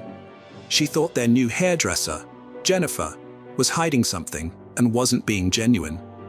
According to some salon clients, the relationship between Jolene and Jennifer was strained. One client even witnessed a heated argument between the two women on May 9th, just 3 days before Jolene vanished. The Tangle hair salon closed its doors on June 5th, 2018. Despite Kessler's attorneys managing to keep some evidence under wraps, the police released information sheds light on what happened to Jolene Cummings. However, a surveillance camera near the back of the building captured footage of the dumpster. Kessler was seen there at least 4 times. The recording shows Kessler doing something near the dumpster. Later, at 8:08 a.m., she returns to dispose of a white garbage bag. Based on how she lifts the bag, it appears to be quite heavy. 14 minutes later, she throws out another white bag.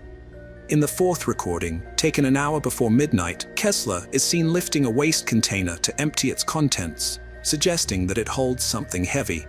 The Walmart camera footage provides insight into what Kessler threw away.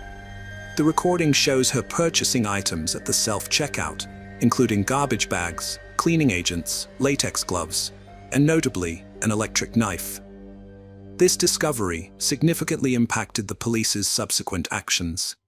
In July 2018, investigators discovered that a local waste management company had been dumping trash in a Georgia landfill. A team of nearly 200 people combed through the landfill for a week, yielding several crucial leads. although the sheriff refused to disclose them to protect the integrity of the investigation. Near the dumpster, where Kessler had discarded the white garbage bags, police recovered a piece of jewelry, women's shoes, and a blue plastic container. Notably, the container was identical to one found in Kessler's storage unit, and it tested positive for Jolene Cummings's DNA. While Jolene's body remained unfound, the accumulated evidence was sufficient to warrant Kessler's arrest for her murder. On January 17, 2019, Kimberly Kessler made her first court appearance, entering a not guilty plea. However, the trial was delayed for several years due to the judge's concerns about Kessler's mental stability.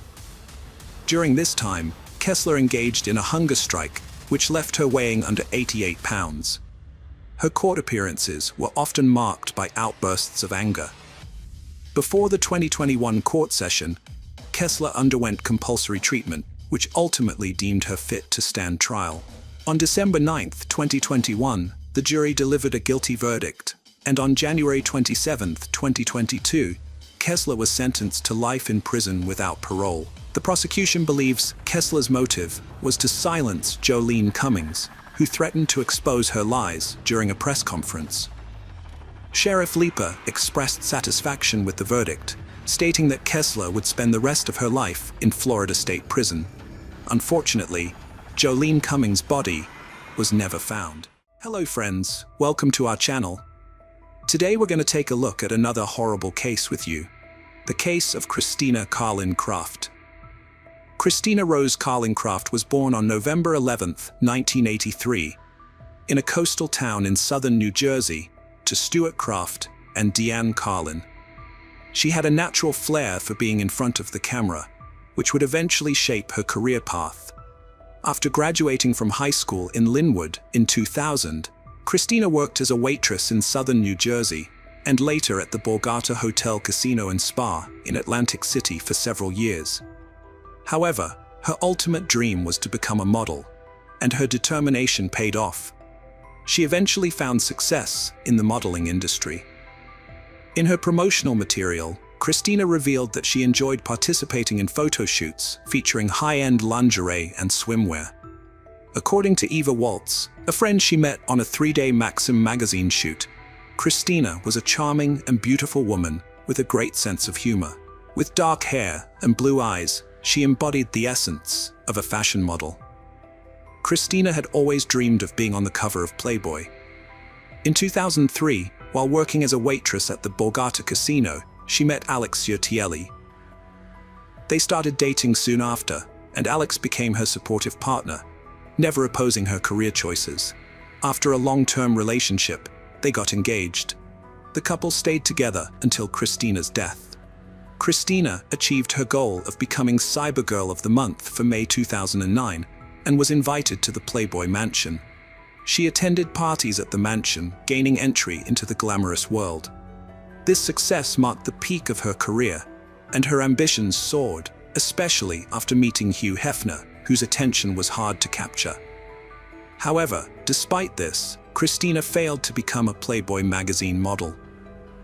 Thousands of girls send their photos to the magazine, but only one is chosen. At 26, Christina was considered too old for the magazine, which typically features younger models.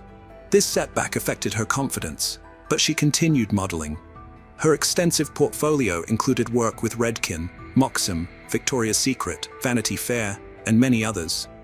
To further her career, Christina moved to New York with her boyfriend Alex. However, not all brands were willing to work with her due to her explicit photo shoot.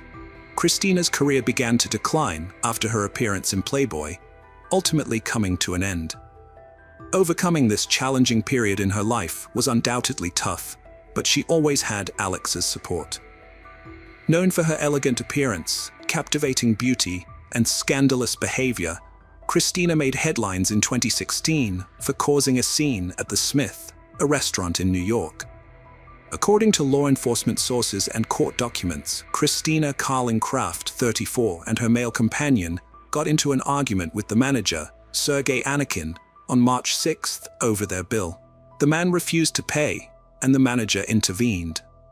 Witnesses claim Christina was drunk and falsely accused the manager of pushing her. But surveillance footage proved otherwise. She allegedly struck someone in the neck around 10 p.m., causing redness and significant pain. Christina was charged with misdemeanor assault, attempted assault, and harassment. However, the DA offered her a deal, and the charges were dropped on the condition that she remains trouble-free for 6 months. Christina has always had a fondness for Philadelphia, particularly Ardmore, which she considered a safe haven. With this in mind, Alex purchased an apartment in Ardmore in 2018 and relocated to Pennsylvania with her. However, Christina soon discovered that Ardmore wasn't as safe as she had thought. On August 18, 2018, she contacted the police to report a robbery. Earlier that evening, Christina had spent time at a bar in Philadelphia, but her memories of the night were hazy. The next thing she recalled was waking up the following morning, feeling groggy and suspecting that someone had drugged her with illegal substances. She had no recollection of how she got home or if anyone had accompanied her. At the time, Alex was away on a business trip. Feeling uneasy and anxious, Christina repeatedly expressed her concerns about her safety. During the investigation, police obtained CCTV footage showing a car arriving at Christina's apartment around 3 a.m. Unconscious in the back seat, Christina was being driven by a thief who stole her keys, entered her home, and plundered over $50,000 worth of valuables, including jewelry, designer bags, pillows, sunglasses, a credit card, and personal documents. The thief remained in the apartment for about an hour and a half before returning to the car, helping Christina inside, and then leaving her in the hallway. They placed the keys back in her purse and drove away. The police swiftly identified the perpetrator using a credit card statement. The driver was Andre Melton, a man with a prior criminal record. He was driving a rented 2018 Kia Sorento with Virginia license plates. Witnesses reported seeing the same car near Christina's house on August 17th, which was confirmed by police using specialized license plate recognition software. While the police were still searching for Andre Melton to recover Christina's stolen items, a far more serious crime took place. Just 4 days later, on August 22, 2018, Alex Celli called the police, asking them to check on his girlfriend, Christina Carling Craft, as he was unable to contact her and was on his way home. Christina wasn't answering her calls or texts. Upon arriving home, Alex found the apartment door locked from the inside. He then checked the security system, revealing that someone had opened the front door and the balcony door during the night. The police were called to the address and had to force entry by breaking down the front door, which was locked from the inside. Upon entering the apartment, they were immediately met with signs of a crime scene, including visible blood. A body lay on the bed, covered with a blanket. Lifting the blanket, they found a woman who had been severely beaten. Unfortunately, it was Christina Carling Craft, and she was already dead. Her body showed signs of blows all over, and her nose was broken. There was also a strangulation mark around her neck. It was later discovered that Christina had been strangled with her own sweatpants. When the detectives identified the victim, they had to break the devastating news to Alex, who was waiting outside. His beloved Christina was dead. This shocking revelation sparked immediate suspicion, as the people closest to the victim are often implicated in such cases. The police did not dismiss the possibility that Alex might be the perpetrator. Alex and Christina had a long history together, and anything could have transpired between them. It was Alex who had contacted the police station, expressing concern for Christina's safety, only for her to be found dead soon after. These events seemed too coincidental. It was possible that Alex had orchestrated the scenario to divert suspicion away from himself. The investigators requested that Alex accompany them to the police station to answer some questions. He agreed without hesitation. During the questioning, Alex explained that he had an urgent work commitment in New York on August 21st and had planned to return. The following night, August 22nd, at 2:30 a.m., he called Christina to bid her good night, but she didn't answer. Given her habitual wakefulness at this hour, Alex grew anxious. He made several more calls, but Christina remained unresponsive. After reviewing the security system, he discovered suspicious activity in the apartment that night, prompting him to relinquish his business and rush back to Ardmore. After hearing Alex's story, the police no longer believed he was responsible for Christina's murder. His alibi checked out, and he couldn't have been in two places at once. They cleared him as a suspect, but the question remained: who killed Christina? Who would want her dead?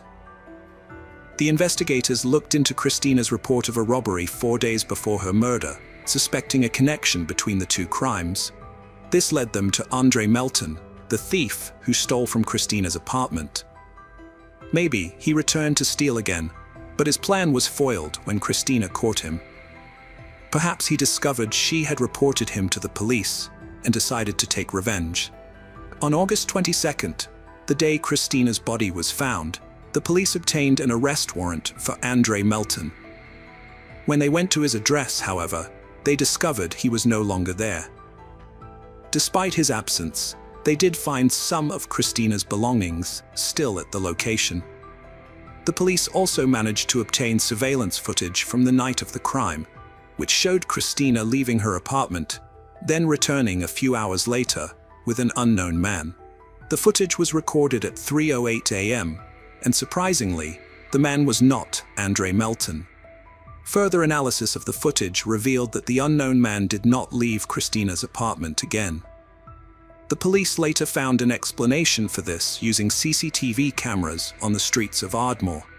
They discovered that Christina had visited a Philadelphia bar before returning to her apartment. Investigators reviewed the CCTV footage from the bar, which showed Christina meeting a man who later hugged her. This was the same man she had returned to her apartment with.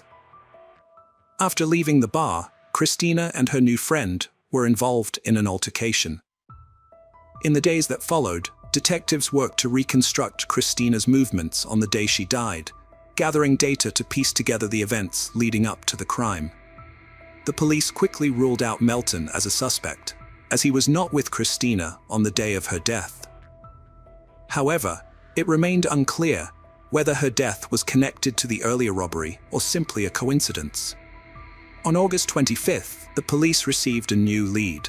Andrew Sanford, the taxi driver who had driven Christina and her companion that night, came forward. According to Sanford, Christina and the man had hailed him down rather than using the taxi app and had negotiated the fare. Sanford reported that the couple seemed affectionate and did not arouse his suspicion. When they arrived at their destination, Christina got out and directed Sanford where to go. It turned out that she didn't have any cash and offered to leave her credit card, but Sanford declined. Her friend then offered him $100 to wait for 10 to 15 minutes while they went inside. Sanford left 20 minutes later, as neither Christina nor her companion had returned. The couple, Christina and Alex, entered their second-floor apartment around 3 a.m. About an hour later, at 4 a.m., Christina made a call to her cousin, but she didn't speak. Instead, her cousin heard a man's voice in the background, warning Christina not to call the police. The call abruptly ended before the cousin could gather more information. It remains unclear why the cousin didn't call 911 after hearing this. The police were able to piece together the crime's timeline thanks to the door sensors in the apartment, which recorded exact times for each door opening. The records showed that someone opened the door at 3:08 a.m. and again at 5:10 a.m. Around the same time, the system detected that someone had opened the sliding glass door on the balcony, which explained why the surveillance cameras didn't capture the moment when the man Christina met at the bar left. When the police arrived after Alex's call, they found Christina alone in the apartment, leading them to assume that the perpetrator had jumped off the balcony. Police sought public's help through media, releasing surveillance images of two men, Andre Melton and the one at Christina's apartment the night she died. In a surprising turn of events, Andre Melton, whose whereabouts was still unknown to the detectives, contacted the police himself. He confessed to stealing valuables from Christina, but vehemently denied any involvement in her murder. The police were perplexed by this unexpected call, as they were still unable to establish a definitive link between the theft and Christina's death. It was possible that this was all part of a strategy devised by the two suspects. It seemed that Melton's intention was not to surrender to the authorities, but to proclaim his innocence in Christina's murder. On August 26th, the police station received an anonymous call from a man who claimed to know one of the suspects featured in the released pictures. He shared a room with the suspect at a psychiatric clinic in Philadelphia. The caller revealed that the suspect had previously chased a woman in Love Park, Philadelphia, and followed her into the local family court building, where he molested her and became aggressive, shouting and causing destruction. The incident led to a 2-hour stay in a psychiatric hospital, costing $70. However, the suspect was admitted without being identified, as no one wanted to deal with him. The police were left with a mystery on their hands. The caller then provided even more critical information, stating that the suspect bragged about recently strangling a woman, taking great pleasure and satisfaction from the act. Upon hearing this, investigators strongly believed that they had found the killer of Christina Carlin Craft. The police station received another call from a man who claimed to be a relative of the suspect from Philadelphia. He identified the man in the photo as Jonathan Wesley Harris, who had previously served a prison sentence for robbery. Harris was released from prison on July 15th, just 5 weeks before Christina's death. After conducting a thorough background check, investigators concluded that Andre Melton and Jonathan Harris had no connection and had never crossed paths before. Therefore, the police ruled out any possibility of a link between the two crimes. Furthermore, the police gained access to Harris's phone records, which revealed that he had sent several messages on August 22nd.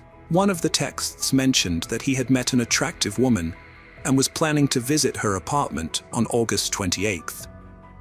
With this new evidence, the police obtained an arrest warrant for Jonathan Harris and deemed it crucial to apprehend him as soon as possible, as they were unsure of his next move. However, tracking Harris down proved to be a challenge, as he had left no trace. Investigators finally got a break when they contacted Harris's sister on August 29, 2018, and learned that he had recently purchased a bus ticket to Pittsburgh. Unfortunately, they discovered that Harris was already on the bus when they spoke with his sister. The police realized they wouldn't be able to catch up with him, leaving the Pittsburgh police as their last hope. It was essential to be in the right place at the right time to apprehend Harris. The police investigating Christina's death reached out to the Pittsburgh Law Enforcement Agency for assistance. They provided the exact time of the bus's arrival in Pittsburgh and sent over a photo of Harris. The fugitive task force then set up an ambush, blocking all potential escape routes, ready to apprehend the suspect at a moment's notice. Shortly after, one of the employees spotted the bus approaching. They allowed Harris time to calmly disembark, avoiding any sudden moves that might provoke a reaction. About 10 minutes later, a policeman intercepted him. I saw his eyes scanning, searching for an escape route, but it was too late. According to a Pittsburgh police officer, when the officer asked Harris to identify himself, he provided a false name. He was subsequently arrested and taken into custody at the police station. Detectives from Philadelphia traveled to Pittsburgh to question Harris. They requested that he recount the events of the night he met Christina. Harris claimed to have seen her on multiple occasions at bars and nightclubs in Philadelphia. Christina Carlin Craft was struggling to adjust to her new life in New York, which had drastically altered her daily routine and environment. As a result, she would frequently visit bars, cafes, and nightclubs, but she was always by herself, since Alex was constantly working, and she had not yet formed new friendships. It was common for men at these establishments to approach her, taking advantage of her solo status. Harris was one of those men. Harris claimed he was drunk and high on illegal drugs when he met Christina. They had a drink, then went to her place, where they drank more and had consensual sex. Harris demanded $1,200, but Christina refused, sparking a heated argument. Harris said she hit him with a wine bottle, so he hit her back, causing her to fall. When she tried to call the police, he strangled her with sweatpants until she passed out. Jonathan Harris's story had inconsistencies. A toxicology report on Christina's body found only alcohol, contradicting his claim of a single hit. When confronted, he admitted lying. Initially, Harris denied involvement, but later confessed to beating her, saying, "I panicked," and covering her because he didn't want to see her. When the trial began, Harris, despite having confessed to the crime, pleaded not guilty, like many other criminals who later retract their confessions. However, the investigators had assembled a substantial amount of evidence, making it difficult for Harris and his lawyer to build a strong defense. They anticipated a sentence of 22 to 40 years for third-degree murder and attempted to avoid a life sentence. Nevertheless, the prosecutors presented overwhelming evidence that convinced the court that the crime was premeditated. During the trial, the court heard testimony from a man who had shared a room with Harris at a psychiatric clinic. This same man had previously contacted the police. He revealed that Jonathan Harris had earlier confessed to him, stating, "There's nothing like squeezing somebody and feeling the last breath leave their body." In August 2019, Judge William R. Carpenter sentenced Jonathan Wesley Harris to life in prison without parole, plus an additional 22 to 45 years. The judge added the extra decades to ensure that Harris would never be freed, sending a message to future governors or pardon boards. In December 2018, Philadelphia police arrested Andre Melton for the robbery of Christina Carling-Craft's apartment. In March 2020, the court sentenced him to 1 to 4 years in prison, followed by 3 years of consecutive probation, which means Melton will be under court supervision for a total of 7 years. Before learning his fate, Melton said, "I would like to apologize to the family for any grief or pain that I caused. I am not the bad person the district attorney is trying to make me out to be." Hello friends, welcome to our channel. Today we're going to take a look at another horrible case with you. The case of Girish. On November 30th, 2003, Shuba, a 27-year-old law student, became engaged to Girish, a software engineer. Her father, a respected lawyer in Bengaluru, had a stellar reputation in the legal community. As his daughter grew older, he worried about her marital prospects. Consequently, he arranged her marriage to Girish, a suitable match with a good job at a prominent multinational company. The two families had known each other for years, which further solidified the union. Confident that Girish would provide a secure future for his daughter, Shuba's father gave his blessing for the engagement, set to take place on November 30th, 2003, with a wedding planned for April 2004. However, 3 days after the engagement, on December 3rd, 2003, Shuba suggested they celebrate with dinner at a restaurant that evening. Girish was thrilled, as this was the first time his fiancée had taken the initiative to plan a night out. Before dinner, Girish took Shuba to his office to introduce her to his colleagues. Afterwards, they headed to a restaurant on Old Airport Road for dinner. After the meal, around 9:30 p.m., Girish and Shuba began their journey home. But on the way, Shuba asked Girish to stop near the airport's landing strip so they could watch the planes take off and land. Girish agreed, parking his scooter to the side, and they stood together, enjoying the planes and each other's company. Suddenly, 3 boys on motorcycles appeared, attacking Girish. Shuba was left alone to face the 3 armed boys, and she desperately shouted for help. Unfortunately, they were alone at that moment, and the 3 boys brutally beat Girish before fleeing. Shuba persisted in shouting for help, and her cries were fortunately heard by a passing car driver who stopped to assist her and Girish. With great effort, both the car owner and Shuba managed to get Girish into their vehicle and drive him to a nearby hospital. The doctor admitted Girish and immediately began his treatment. Meanwhile, Shuba notified both her and Girish's families about the accident, and within a short time, both families arrived at the hospital. Despite the doctor's best efforts throughout the night, they were ultimately unable to save Girish, and on December 4th, they pronounced him deceased. Since this was a clear-cut case of murder, Girish's father rushed to the nearby police station that same day. He recounted to the police how his son and his fiancée had gone out for dinner the previous night, and how, while they were standing at a landing spot near the airport, Girish was attacked, ultimately leading to his death. The police promptly took over the case and began their investigation by questioning Shuba, the sole eyewitness to Girish's murder.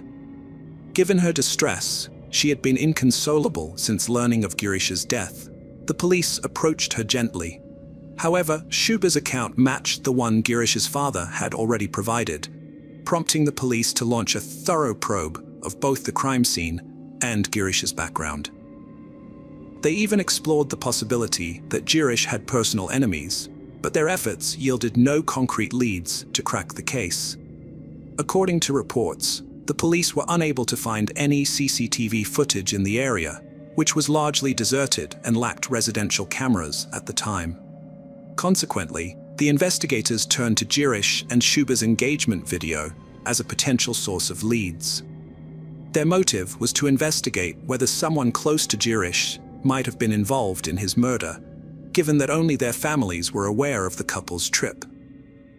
The investigative officer meticulously examined the engagement video, focusing on the behavior of their families and relatives. However, no suspicious behavior was detected among them. Undeterred, the officer re-watched the video, this time concentrating on Girish and Shuba's neighbors and other guests in attendance. Unfortunately, this effort also yielded no positive results.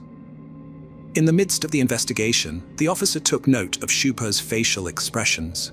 Unlike what one would expect, she didn't seem happy and was making an effort to keep her distance from Girish. Initially, the officer had focused on the behavior and expressions of Girish and Shuba's relatives, almost neglecting Shuba herself. But after seeing Shuba's unhappy expressions and attempts to distance herself from Girish in a brief clip, he decided to review the entire engagement video again. Upon re-examining the video, the officer observed that during the ring ceremony, Shuba looked visibly sad while sitting with Girish and was consistently trying to create space between them. This struck the investigating officer as unusual, as newly engaged couples are typically ecstatic.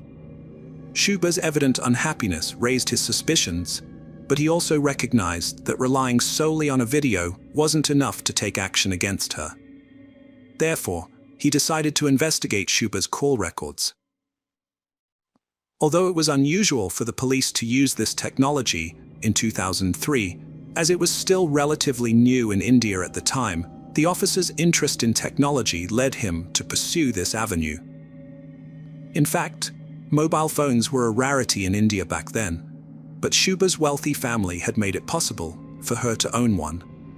Upon obtaining her call records, it was revealed that on December 3rd, Shuba had made repeated calls to a single number. The police then traced the number back to a boy named Aaron Verma. The police then delved deeper to uncover who Aaron Verma was and what his connection to Shuba was. They soon discovered that both Aaron and Shuba attended the same college, with Shuba being 2 years his senior. This new information prompted the officer to track their locations on December 3rd. Shuba's location was found near the airport, as she was with Girish. However, when tracing Aaron's location, the police found that he was also near the airport, following Shuba to every location she visited.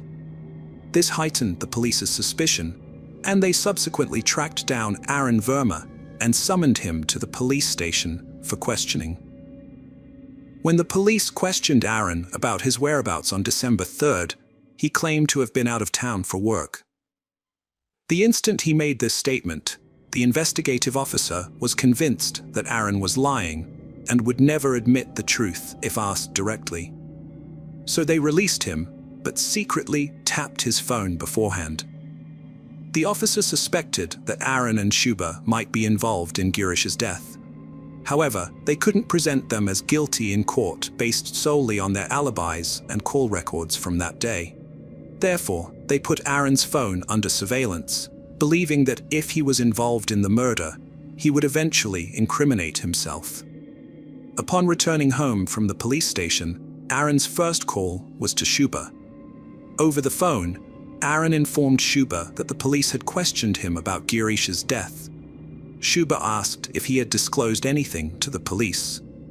Aaron reassured her that he had kept quiet and successfully misled the police, telling them he was out of town on December 3rd. When the police heard the recording, their suspicions were fully corroborated, leading to the immediate arrest of Aaron and Shuba. At the station, the police presented them with the call recording, call detail records, and location history. Initially, both attempted to deceive the police, but eventually, Aaron's nerve failed, and he confessed to the police that they had indeed murdered Girish.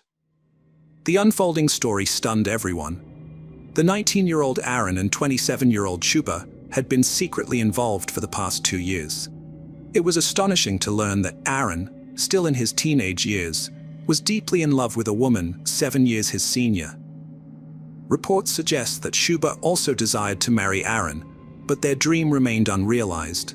Shuba's father discovered their secret relationship and disapproved of Aaron, who was significantly younger than Shuba.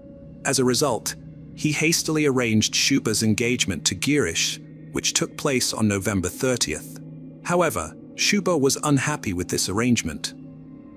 Despite Girish being educated and financially stable, Shuba found his simplicity and modest lifestyle unappealing and felt he wasn't a suitable match for her. During the investigation, it emerged that Shuba had confided in her beautician at the time of her engagement, revealing her intention to either flee before the wedding or harm Girish. Coerced into the engagement by her father, Shuba had now devised a plan with Aaron to eliminate Girish. This explained her repeated calls to Aaron, who agreed to carry out her plan. With the help of his cousin Dinesh, Aaron hired a local thug named Vinette. Shuba planned to lure Girish out of the house on December 3rd, pretending to take him out for dinner. On their way back, she would take him to a secluded spot near the airport's landing strip, where it would be easy to carry out the murder. According to this plan, on December 3rd, after dinner, Shuba expressed her desire to watch airplanes take off. He agreed to his fiancée's request, and they proceeded to the landing spot. Throughout their journey, Shuba kept Aaron informed about her location through regular calls and messages. Shortly after, Aaron, Dinesh, and Venkatesa arrived at the flight landing spot. Dinesh and Venkatesa then launched a brutal attack on Girish, striking him on the head with an iron rod. Girish collapsed instantly, bleeding profusely from his head injury and losing consciousness. Once the four were convinced that Girish was on the brink of death, Aaron and his companions fled the scene, abandoning the iron rod in the nearby bushes.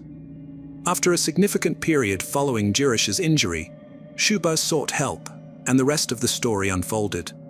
Despite this, Girish's killers managed to evade the police for nearly 50 days until Shuba and her accomplices were arrested on January 25, 2004, when the motive behind Girish's murder and the identities of his killers were finally revealed. The news of the incident spread rapidly throughout the state media. The police gathered all the evidence, interviewed witnesses, and prepared their case file, which was then presented in court. Although the case languished in the regular court for a lengthy period, it was eventually transferred to a fast-track court. Even in the fast-track court, the trial continued from 2007 to 2010. In May 2010, the fast-track court sentenced Shuba, Aaron, and their companions to life imprisonment. However, in July 2010, Shuba filed a bail application with the Karnataka High Court, which upheld the lower court's decision and rejected her bail plea. With no other option, Shuba then filed her bail application with the Supreme Court in August 2014, and the Supreme Court granted her bail for a limited period.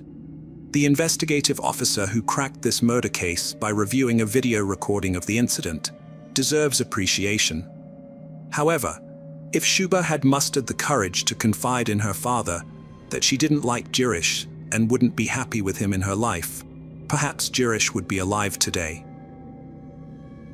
Even if Shuba had shared her concerns with Jirish, maybe he could have persuaded her father. The tragic irony of this story is that by the time Girish's killers were sentenced to life imprisonment, Girish's father had already passed away, leaving no one to find closure. With that, the Jirish murder case finally comes to a close. Hello friends, welcome to our channel. Today, we're going to take a look at another horrible case with you, the case of DuPont de Ligonnès. In early April 2011, the shutters of house number 55 on Boulevard Robert Schumann in Nantes, France, remained closed for the first time in years. This was unusual because the house, which belonged to the DuPont de Ligonnès family, was typically filled with the sounds of the family's 4 teenage children and their 2 dogs. The family consisted of Xavier, his wife Agnes, and their children.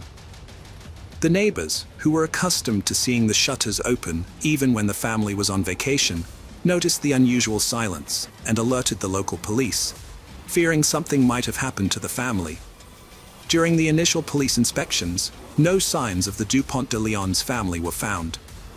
However, on the 5th inspection, a horrific discovery was made. Xavier Dupont de Ligonnès was born on March 9, 1961, in Versailles, a western suburb of Paris. He was the eldest son of French Count Bernard Hubert Dupont de Ligonnès and his wife Geneviève Tertz. The family also had a daughter named Christine, born in 1966. When Bernard deserted his wife for a mistress, Xavier took on a leadership role in his family, caring for his mother and sister. Christine began to claim she received divine messages, which she transcribed during automatic writing sessions, similar to those of a surrealist poet. Her unusual beliefs gradually evolved into doomsday sermons, leading her to establish a cult called the Church of Philadelphia. This group attracted members of the aristocracy, whom Geneviève convinced were chosen to survive the impending apocalypse and participate in the world's rebirth. According to Geneviève, Christine was destined to give birth to the Savior, a child who would be the reincarnation of both Jesus and Satan, and thus bring salvation.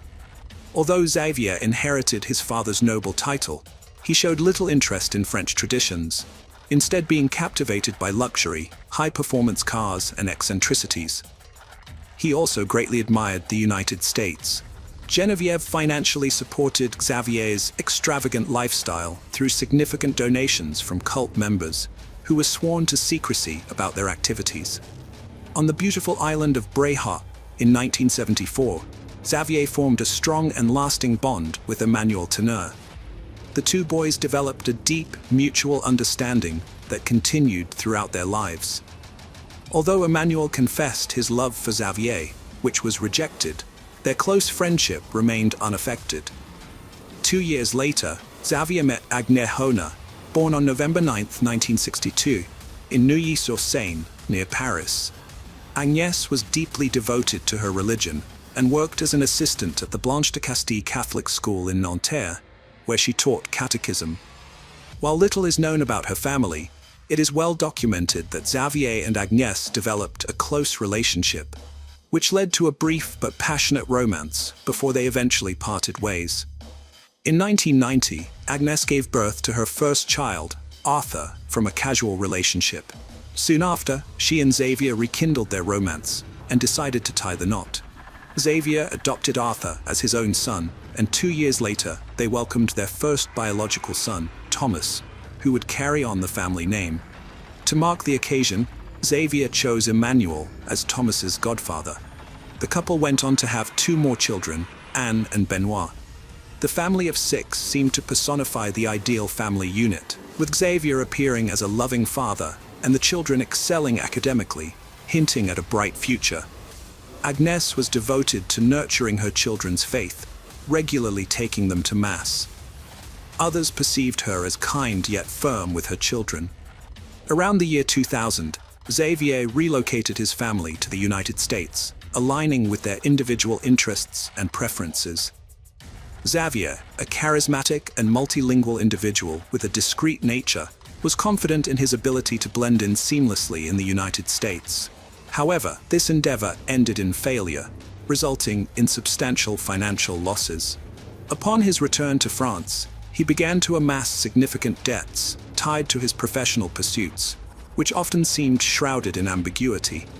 Multiple investigations have portrayed him as a salesman.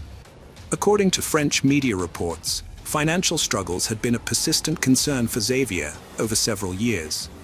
One of Xavier's unsuccessful ventures was an unusual scheme to import cars from the United States to France. He also launched several small businesses, none of which saw significant success, including a hotel and restaurant guide for sales representatives, a customer loyalty system for restaurants, and an import scheme for cars from the United States to France. He was listed as the manager of the French Federation of Commerce, although the accounts for this enterprise were minimal. In 2003, he hired 6 salespeople to help turn his fortunes around. Xavier's work often took him away from home from Monday to Friday, earning him a meager annual income of around $4,200 in declared earnings.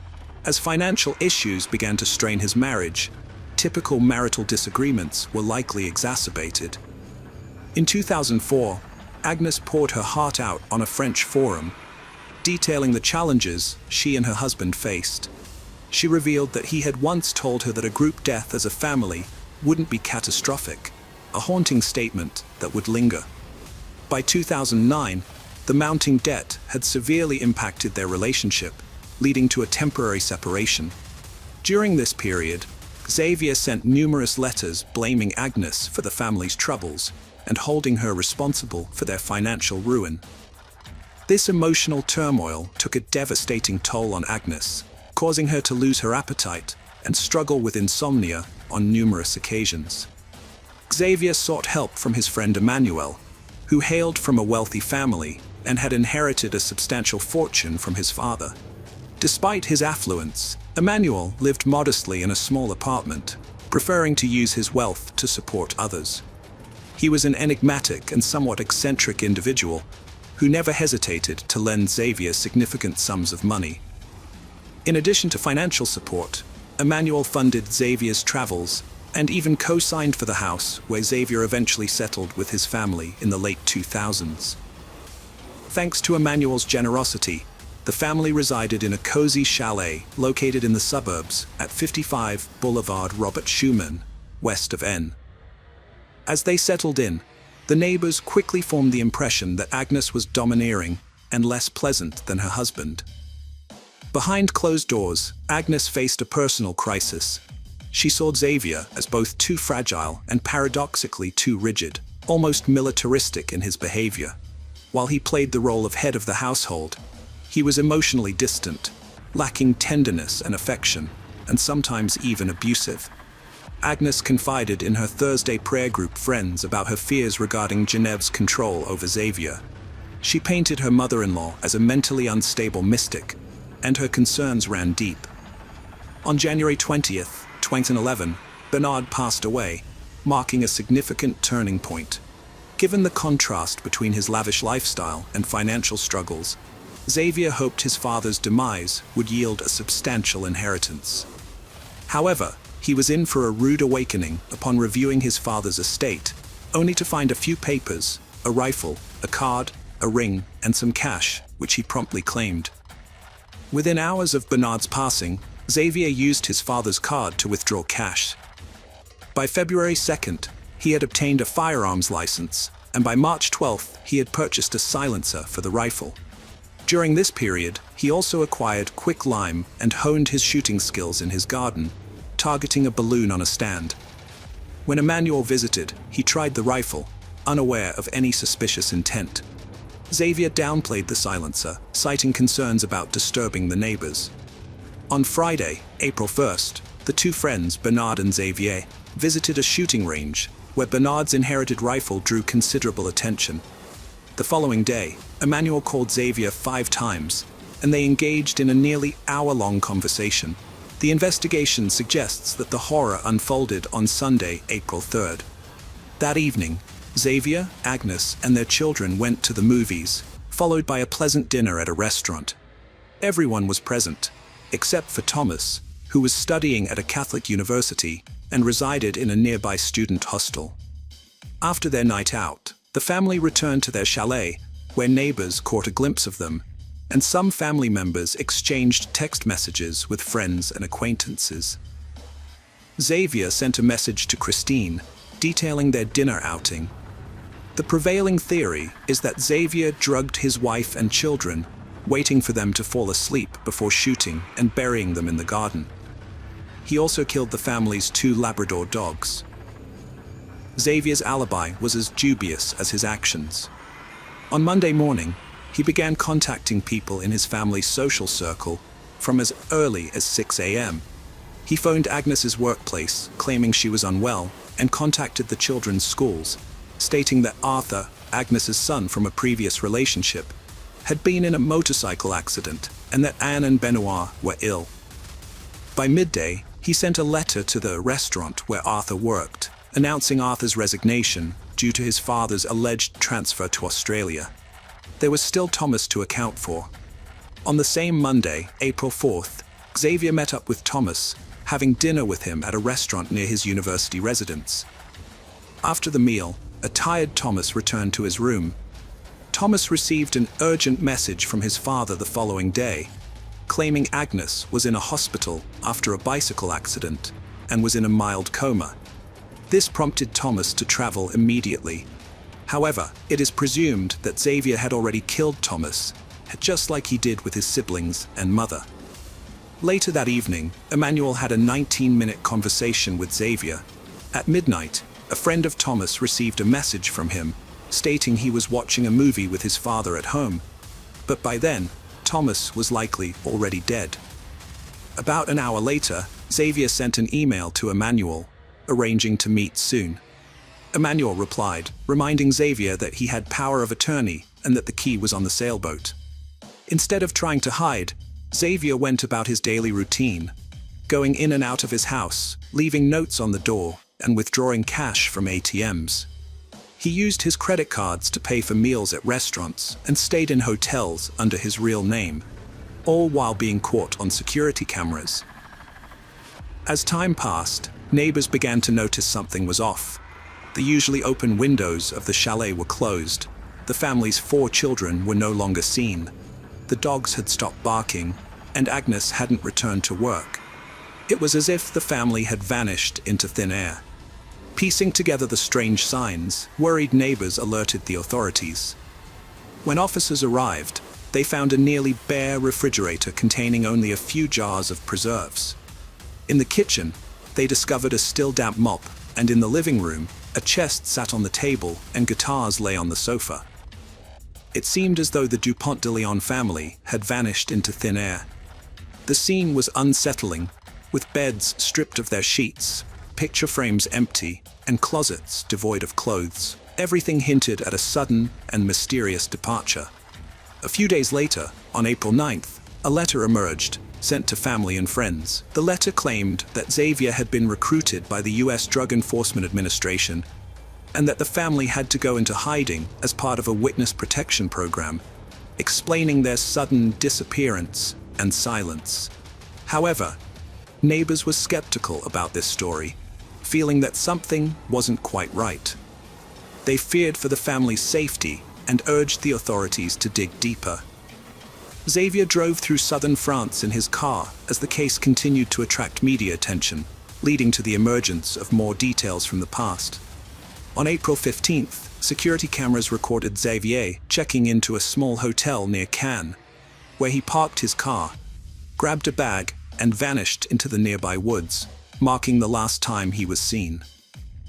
Emmanuel made a surprising call to his mom, revealing secrets like his homosexuality, alcoholism, and depression. When cops searched the house again, they found a freshly disturbed patch of earth. After investigating, they discovered a concrete slab, leading to a grim find. Agnes and her 4 kids, shot and wrapped in bags with religious symbols, buried in burlap sacks with quicklime, along with the family dogs. In the master bedroom, a sleep apnea device was found, last recording at 3:27 a.m. on April 4th. Xavier may have spared Thomas due to his bond with Emmanuel. However, when questioned, Emmanuel's cooperative facade cracked, revealing inconsistencies in his story. 24 hours later, Nantes police searched Emmanuel's apartment, seizing his laptop. He then revealed his knowledge of Xavier's rifle. An examination of the hard drive uncovered emails between Emmanuel and Xavier, including one from April 6th that raised suspicions. Investigators began to suspect Emmanuel's involvement in Xavier's escape. Christine and JVV also faced scrutiny for their evasive answers about Xavier and the Church of Philadelphia. JVV dodged questions about Xavier's childhood and the sect's income, denying its existence. But investigators found a complaint from former members who fled after Christine's proposal to conceive a chosen one through group sex. This revealed the sect's workings, including rich backers. Suspecting support for Xavier, police questioned former members and watched the sect's followers, but found no leads. Authorities tracked Xavier's movements via cell phone records. Last sighting, April 15th, possibly carrying a weapon. Despite searches, no body remains found. Speculation, rescued by boat, taken to another country. International arrest warrant issued May 4th. Police investigated boat ownership but found nothing. On May 9th, Emmanuel was summoned to the Nantes police station for another interview, which had escalated into a grueling interrogation. The police had shifted their focus to finding a sailboat and identifying its captain, but Emmanuel was still oblivious to the magnitude of the investigation or the mounting suspicions against him. When questioned about a sailboat reference, he attributed it to coincidence, explaining that he had granted Xavier power of attorney to access his safe deposit box in case of an emergency. The key, he revealed, was hidden on a model sailboat in an apartment, and the safe contained only his will. The police, still frustrated and empty-handed despite the intriguing coincidences, ultimately released Emmanuel. At this point, the investigation remained shrouded in uncertainty. Emmanuel was viewed as a witness, with no arrests made, and police questioned the need to further interrogate him. However, they decided to apply pressure, given his credibility as an accomplice. A notable detail emerged when investigators found an unusual $4,200 check signed by Emmanuel, linked to a previously unknown Monaco account. Authorities requested account statements, but faced resistance due to Monaco's strict banking privacy laws. September 28th, 4 police officers visited Emmanuel's home. He emerged disoriented, in underwear, barely confirming his identity. His sparse apartment was cluttered with empty bottles, revealing deep loneliness. Emmanuel was tormented by the lack of letters or calls from his friend. The police now viewed him as a lost soul, not a suspect, wondering if they'd followed the wrong lead. Xavier had become one of France's most wanted alleged murderers, possibly even globally renowned. In 2015, a journalist claimed to have received a letter from Xavier, stating he was alive, but the handwriting, DNA, and fingerprint analyses failed to yield any conclusive evidence. On January 9, 2018, police raided a monastery in Rab-Brun-sur-Aron following a tip-off about a monk resembling Xavier, but after an intense 2-hour search, they determined it was a case of mistaken identity. On January 18, 2019, Andual died of a heart attack, and that same year, authorities arrested a man they believed to be Xavier at Glasgow Airport in Scotland, but once again, it proved to be a case of mistaken identity.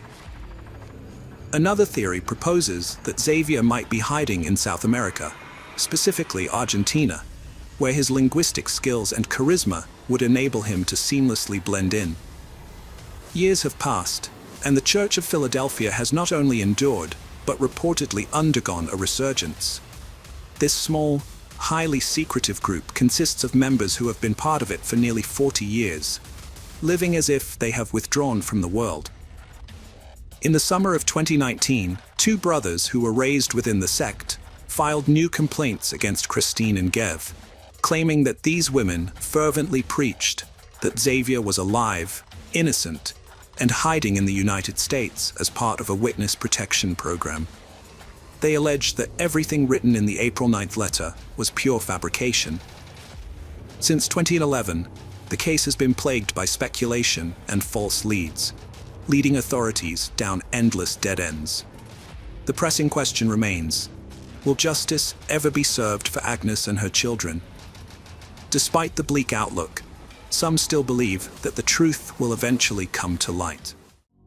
Hello friends, welcome to our channel.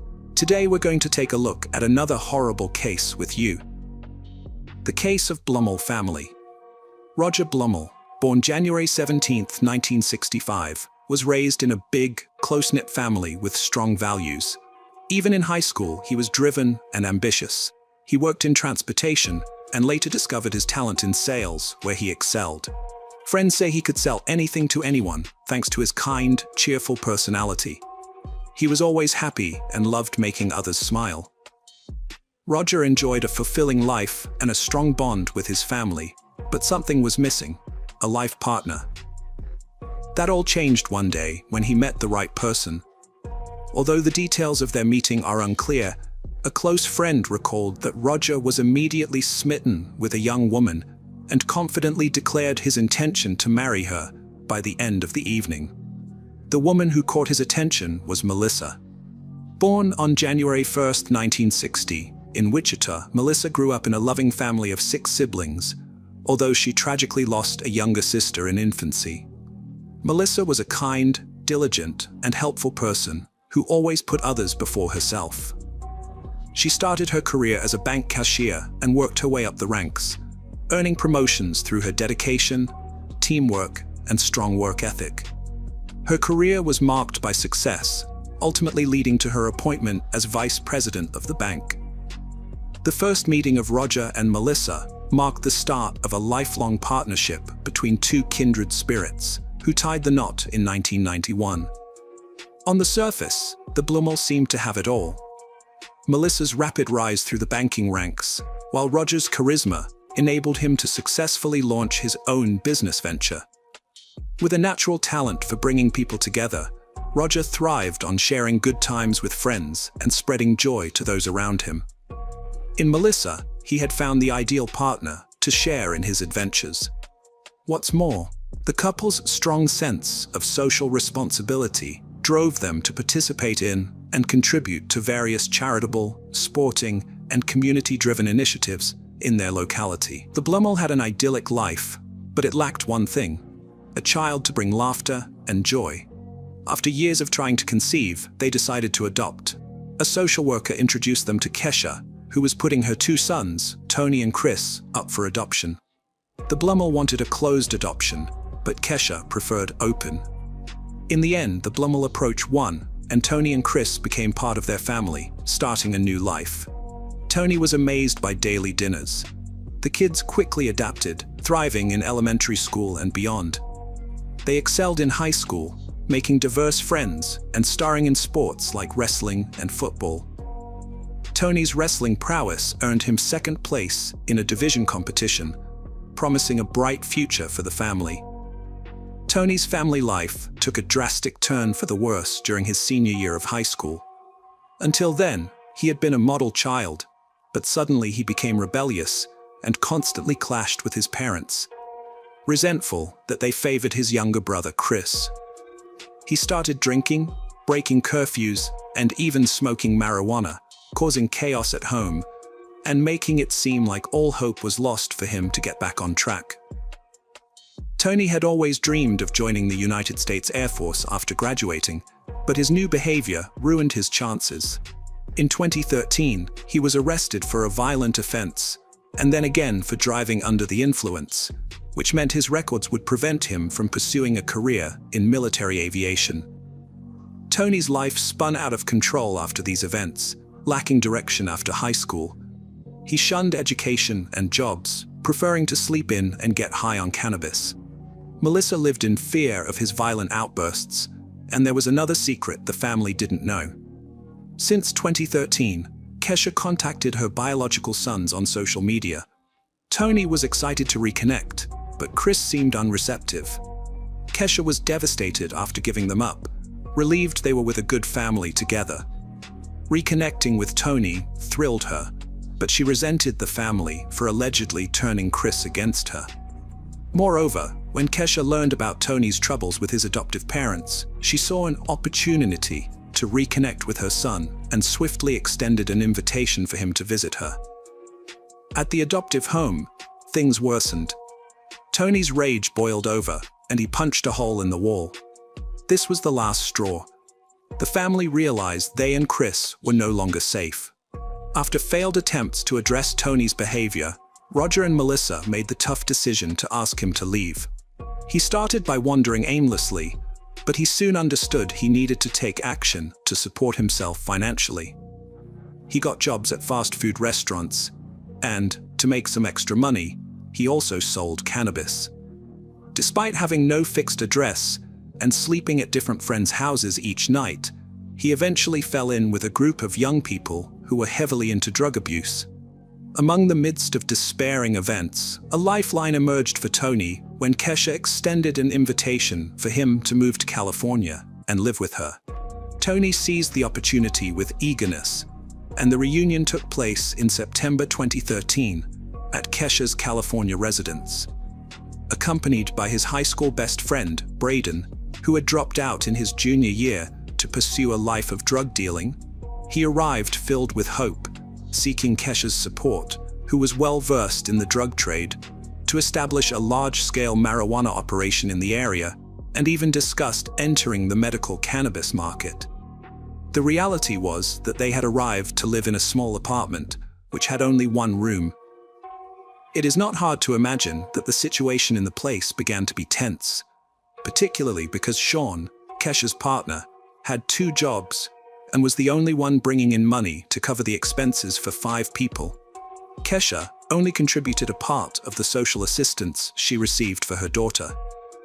Kesha, Tony, and Braden spent their days using drugs, and the woman's younger daughter was all the time under that bad influence. Sean reached a breaking point when she discovered Tony and Braden selling marijuana near her house. She told them to stop, citing the danger to her as the property owner. Then, she issued an ultimatum: get a job or leave the apartment. But instead of complying, the group banded together against her, eventually leaving for a nearby hotel for 2 weeks. However, without income, they couldn't afford the hotel bill. They didn't consider getting a decent job due to their financial struggles. Their initial plan was to head back to Kansas, possibly because Tony was familiar with the area from his drug dealings. After nearly a day of driving, they decided to stop in Arizona and spend the night at a hotel. It was during their stay that Tony shared an idea with his companions to kill his adoptive parents in order to inherit their wealth. Once they arrived in Wichita and settled into a hotel room they'd rented for a month, they focused on finalizing the details of this plan. Tony had devised a straightforward plan. He would kill Roger and Melissa, collect the insurance payout, sell off their assets, and use the proceeds to launch a more extensive drug operation. Tony was convinced that his original family would amass a fortune by growing and selling marijuana. He even pinpointed the ideal day to carry out the crime: Friday, November 15th, 2013. This date suited him perfectly, since his brother Chris would be away, attending a wrestling event related to his practice.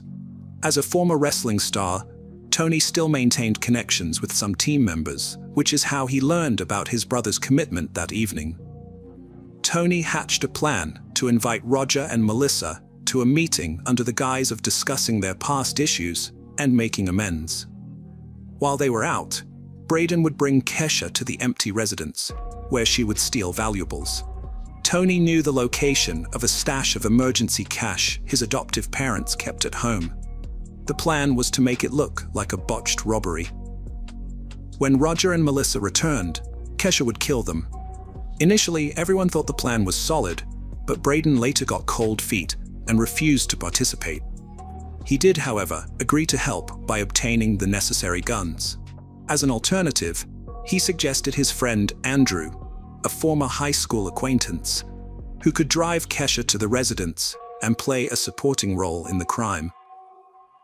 Braden obtained 2 pistols from other criminals as promised. It's worth noting that there was never any plan to share the money with Andrew, who was hired to drive and provide backup for Kesha during the robbery in exchange for $11,000. Kesha would ultimately be the one carrying out the heist. In early November 2013, Kesha shared a photo on social media of herself with Tony, accompanied by a caption that read, "A bond that cannot be broken." Then, on Friday, November 15th, Tony's prediction came true. His adoptive parents agreed to meet with him, just as he had foreseen.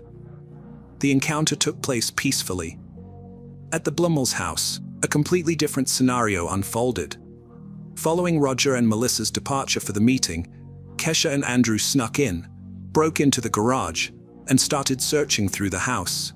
They seized the chance to steal some small valuable items and the cash the couple kept on hand for emergencies. With the first part of their plan accomplished, Kesha and Andrew concealed themselves near the secluded residence, lying in wait for their victims to return. Tony called, saying his meeting ended and he was dropped off at the hotel. The wait was short. As the Blummel vehicle stopped, 2 attackers emerged. Kesha stood by Melissa's side. Andrew aimed at Roger. Melissa, still shocked, recognized the mother of the adopted children. She barely said, "Oh my God, Kesha," before a shot to the head made her collapse. Roger, frantic, tried to help his wife. Kesha approached, gun aimed at him, but it jammed. She tried again. Roger frozen in shock beside his wife's body. The gun finally fired, and he collapsed next to her. After the fatal plan was executed, Kesha and Andrew hastily departed in the vehicle they had arrived in. The Blummel spouses remained at the scene until approximately 9:15 p.m. when Chris returned from his meeting to find the devastating scene. He quickly called 911, reporting that he had just arrived home to find his parents semi-conscious inside their van. He described Roger as coughing and Melissa as nodding her head up and down, both with visible gunshot wounds to their heads. The dispatcher instructed him to attempt resuscitation efforts while emergency services arrived shortly thereafter to take control of the situation. Miraculously, the Blummel was still alive, their lives clinging to a fragile thread, and was swiftly rushed to a hospital.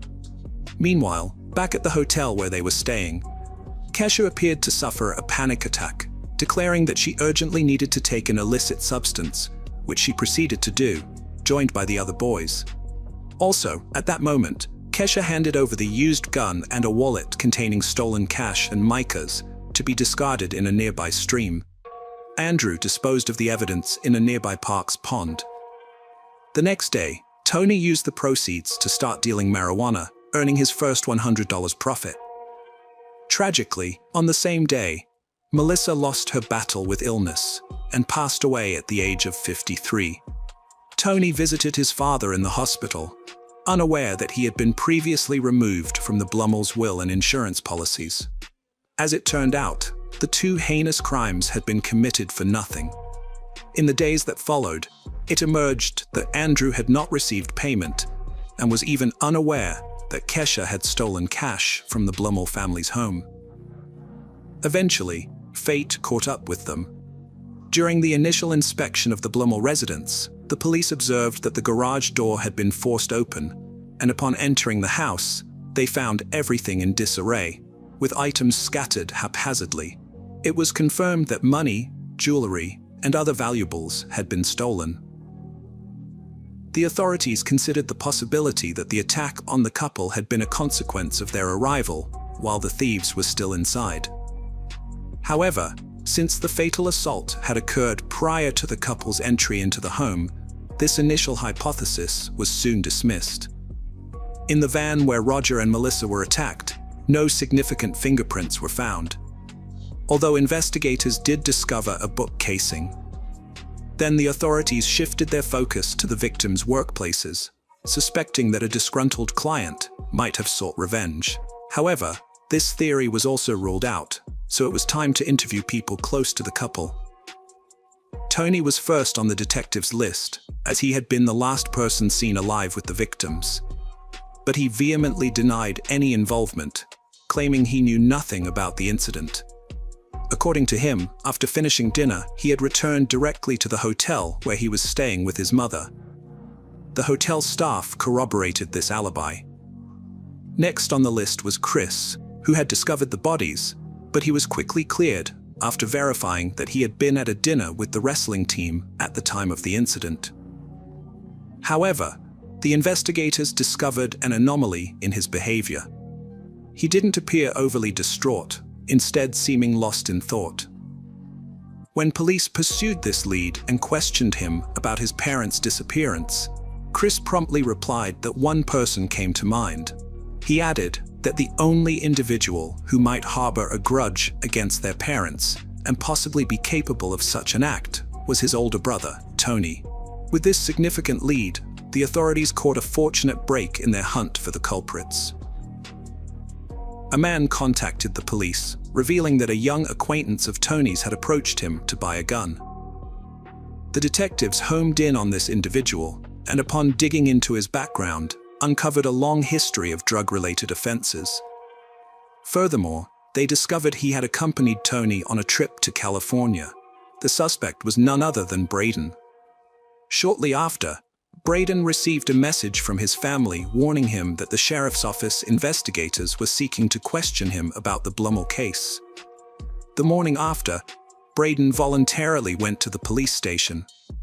According to a press report, on his way to the station, Braden stopped at a pond to dispose of an item, allegedly the guns used in the crime, which had not been discarded as planned. As it happened, he was already under surveillance. And when the police searched the water, they found an unused pistol in the bag he had thrown away. Braden's interrogation lasted 3 days, during which he initially denied any involvement in the incident. However, he eventually cracked under the pressure from the authorities, confessing everything he knew, revealing that the idea for the attack originated with Tony. Tony Blummel, 18, and his biological mother, Kesha, 35, were arrested on November 19, 2013, at their hotel. Andrew, also 18, was taken into custody, and Braden, another 18-year-old, was arrested the following day. Initially, Kesha denied any involvement in the robbery and other crimes, while the 3 young men confessed. On November 25, 2013, the accused made their first court appearance via video conference, facing identical charges: first-degree murder, attempted first-degree murder, 2 counts of aggravated robbery, burglary, and theft. Bail was set at $500,000 for the 3 young men and $1 million for Kesha. On December 21st, Roger's heart stopped beating, and at just 48 years old, he was reunited with his beloved Melissa. Following Roger's death, the situation for the woman and the 3 young men took a dire turn as they faced the possibility of being charged with capital murder, which carried the risk of a death penalty sentence. On January 3, 2014, the 4 detainees were formally charged with 1 count of capital murder for allegedly killing multiple people in the same incident. Kesha also faced additional charges: 2 counts of aggravated robbery, 1 count of burglary, and 1 count of theft. The preliminary hearing took place on July 17th of that same year, by which time Braden had cut a deal with authorities, agreeing to become the prosecution's star witness in exchange for leniency in his sentence. In 2015, following a year of negotiations, Braden and 2 others implicated in the crime reached agreements with the prosecution. Under these agreements, the accused parties would not contest the charges brought against them, and in return, they would relinquish their right to appeal their sentences. In exchange, the prosecution agreed to refrain from pursuing the death penalty and to dismiss certain charges. In a series of separate hearings commencing mid-2015, each of the accused parties formally confirmed their intention to plead guilty.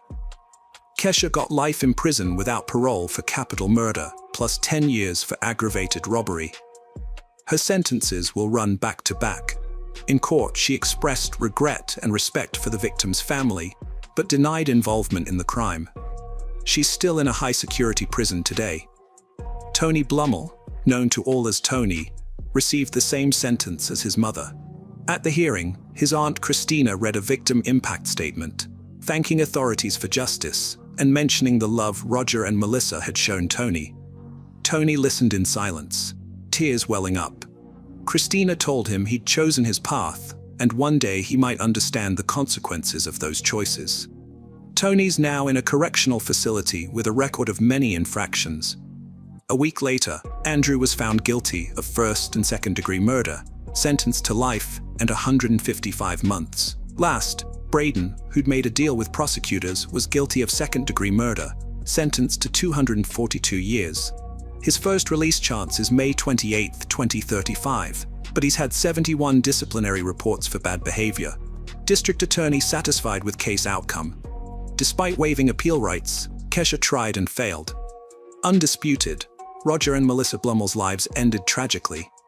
Kesha's excess-driven life led to tragedy, sparked by a descendant rejecting her. For his part, Tony repaid the couple's love and care with resentment, envy, and violence, opting for an unjustifiable path of substance abuse that ultimately led him to commit a double crime. As a consequence, Kesha's younger daughter was forced to grow up in a foster home. In contrast, Chris Blummel, with the support of his family, managed to overcome the ordeal and build a fulfilling life.